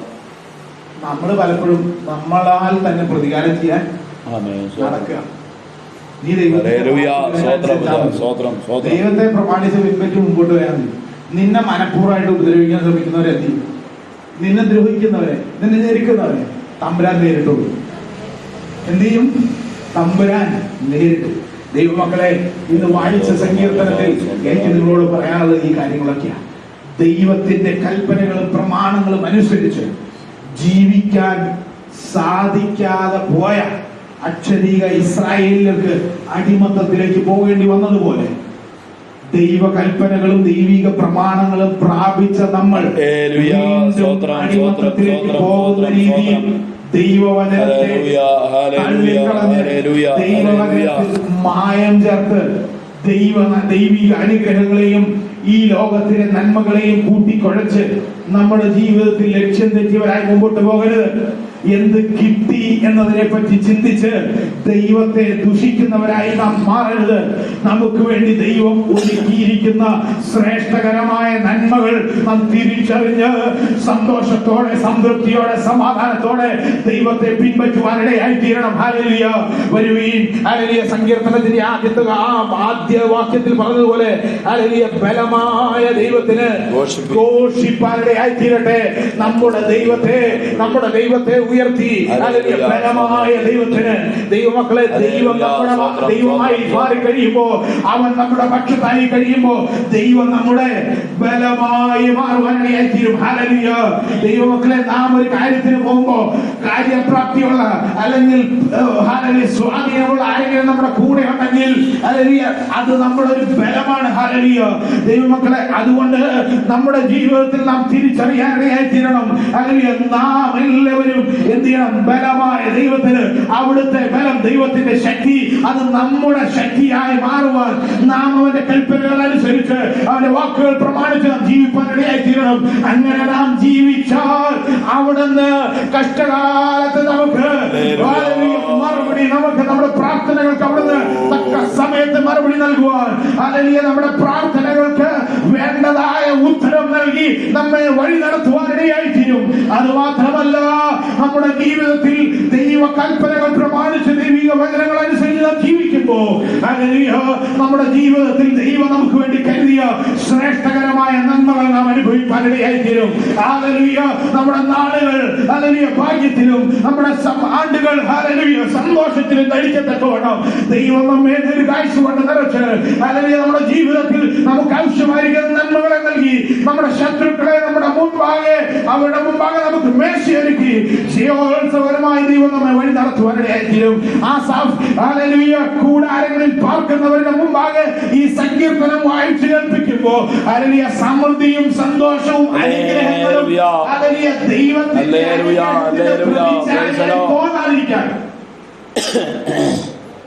ഇന്ന് നാം അനുഭവിക്കുന്ന ഈ കാര്യങ്ങളൊക്കെ ഇത് മാത്രമാണ് ദൈവിക അനുഗ്രഹം ചിന്തിച്ച് തെറ്റിദ്ധരിക്കപ്പെടാതിരിക്കുക. അബ്രഹാമിന്റെയൊക്കെ ജീവിതത്തിൽ പ്രാപിച്ചതുപോലെ ഒരു ദീർഘവീക്ഷണം, കിട്ടിയത് മാത്രം ദൈവാനുഗ്രഹമായി കണക്കാക്കി അതിൽ സംതൃപ്തിപ്പെട്ടിരിക്കാനല്ല ഇനി തമ്പുരാൻ നിനക്ക് വേണ്ടി കരുതിയത് ശ്രേഷ്ഠകരമായ അനുഭവങ്ങൾ നിന്റെ ജീവിതത്തിൽ പ്രാപിച്ചെടുക്കുവാൻ ദൈവം നമ്മേവരെയും സഹായിക്കട്ടെ എന്നുള്ള പ്രാർത്ഥനയോടെ ഞാൻ ദൈവസന്നിധിയിലായിരിക്കുന്നു. ദൈവം നമ്മേവരെയും സഹായിക്കുമാറാകട്ടെ. Hallelujah, hallelujah, praise the Lord. സ്തോത്രം, സ്തോത്രം, സ്തോത്രം. ദൈവം നമ്മെ കേൾപ്പിച്ച നല്ല വചനങ്ങൾക്കായി സ്തോത്രം ചെയ്യാം.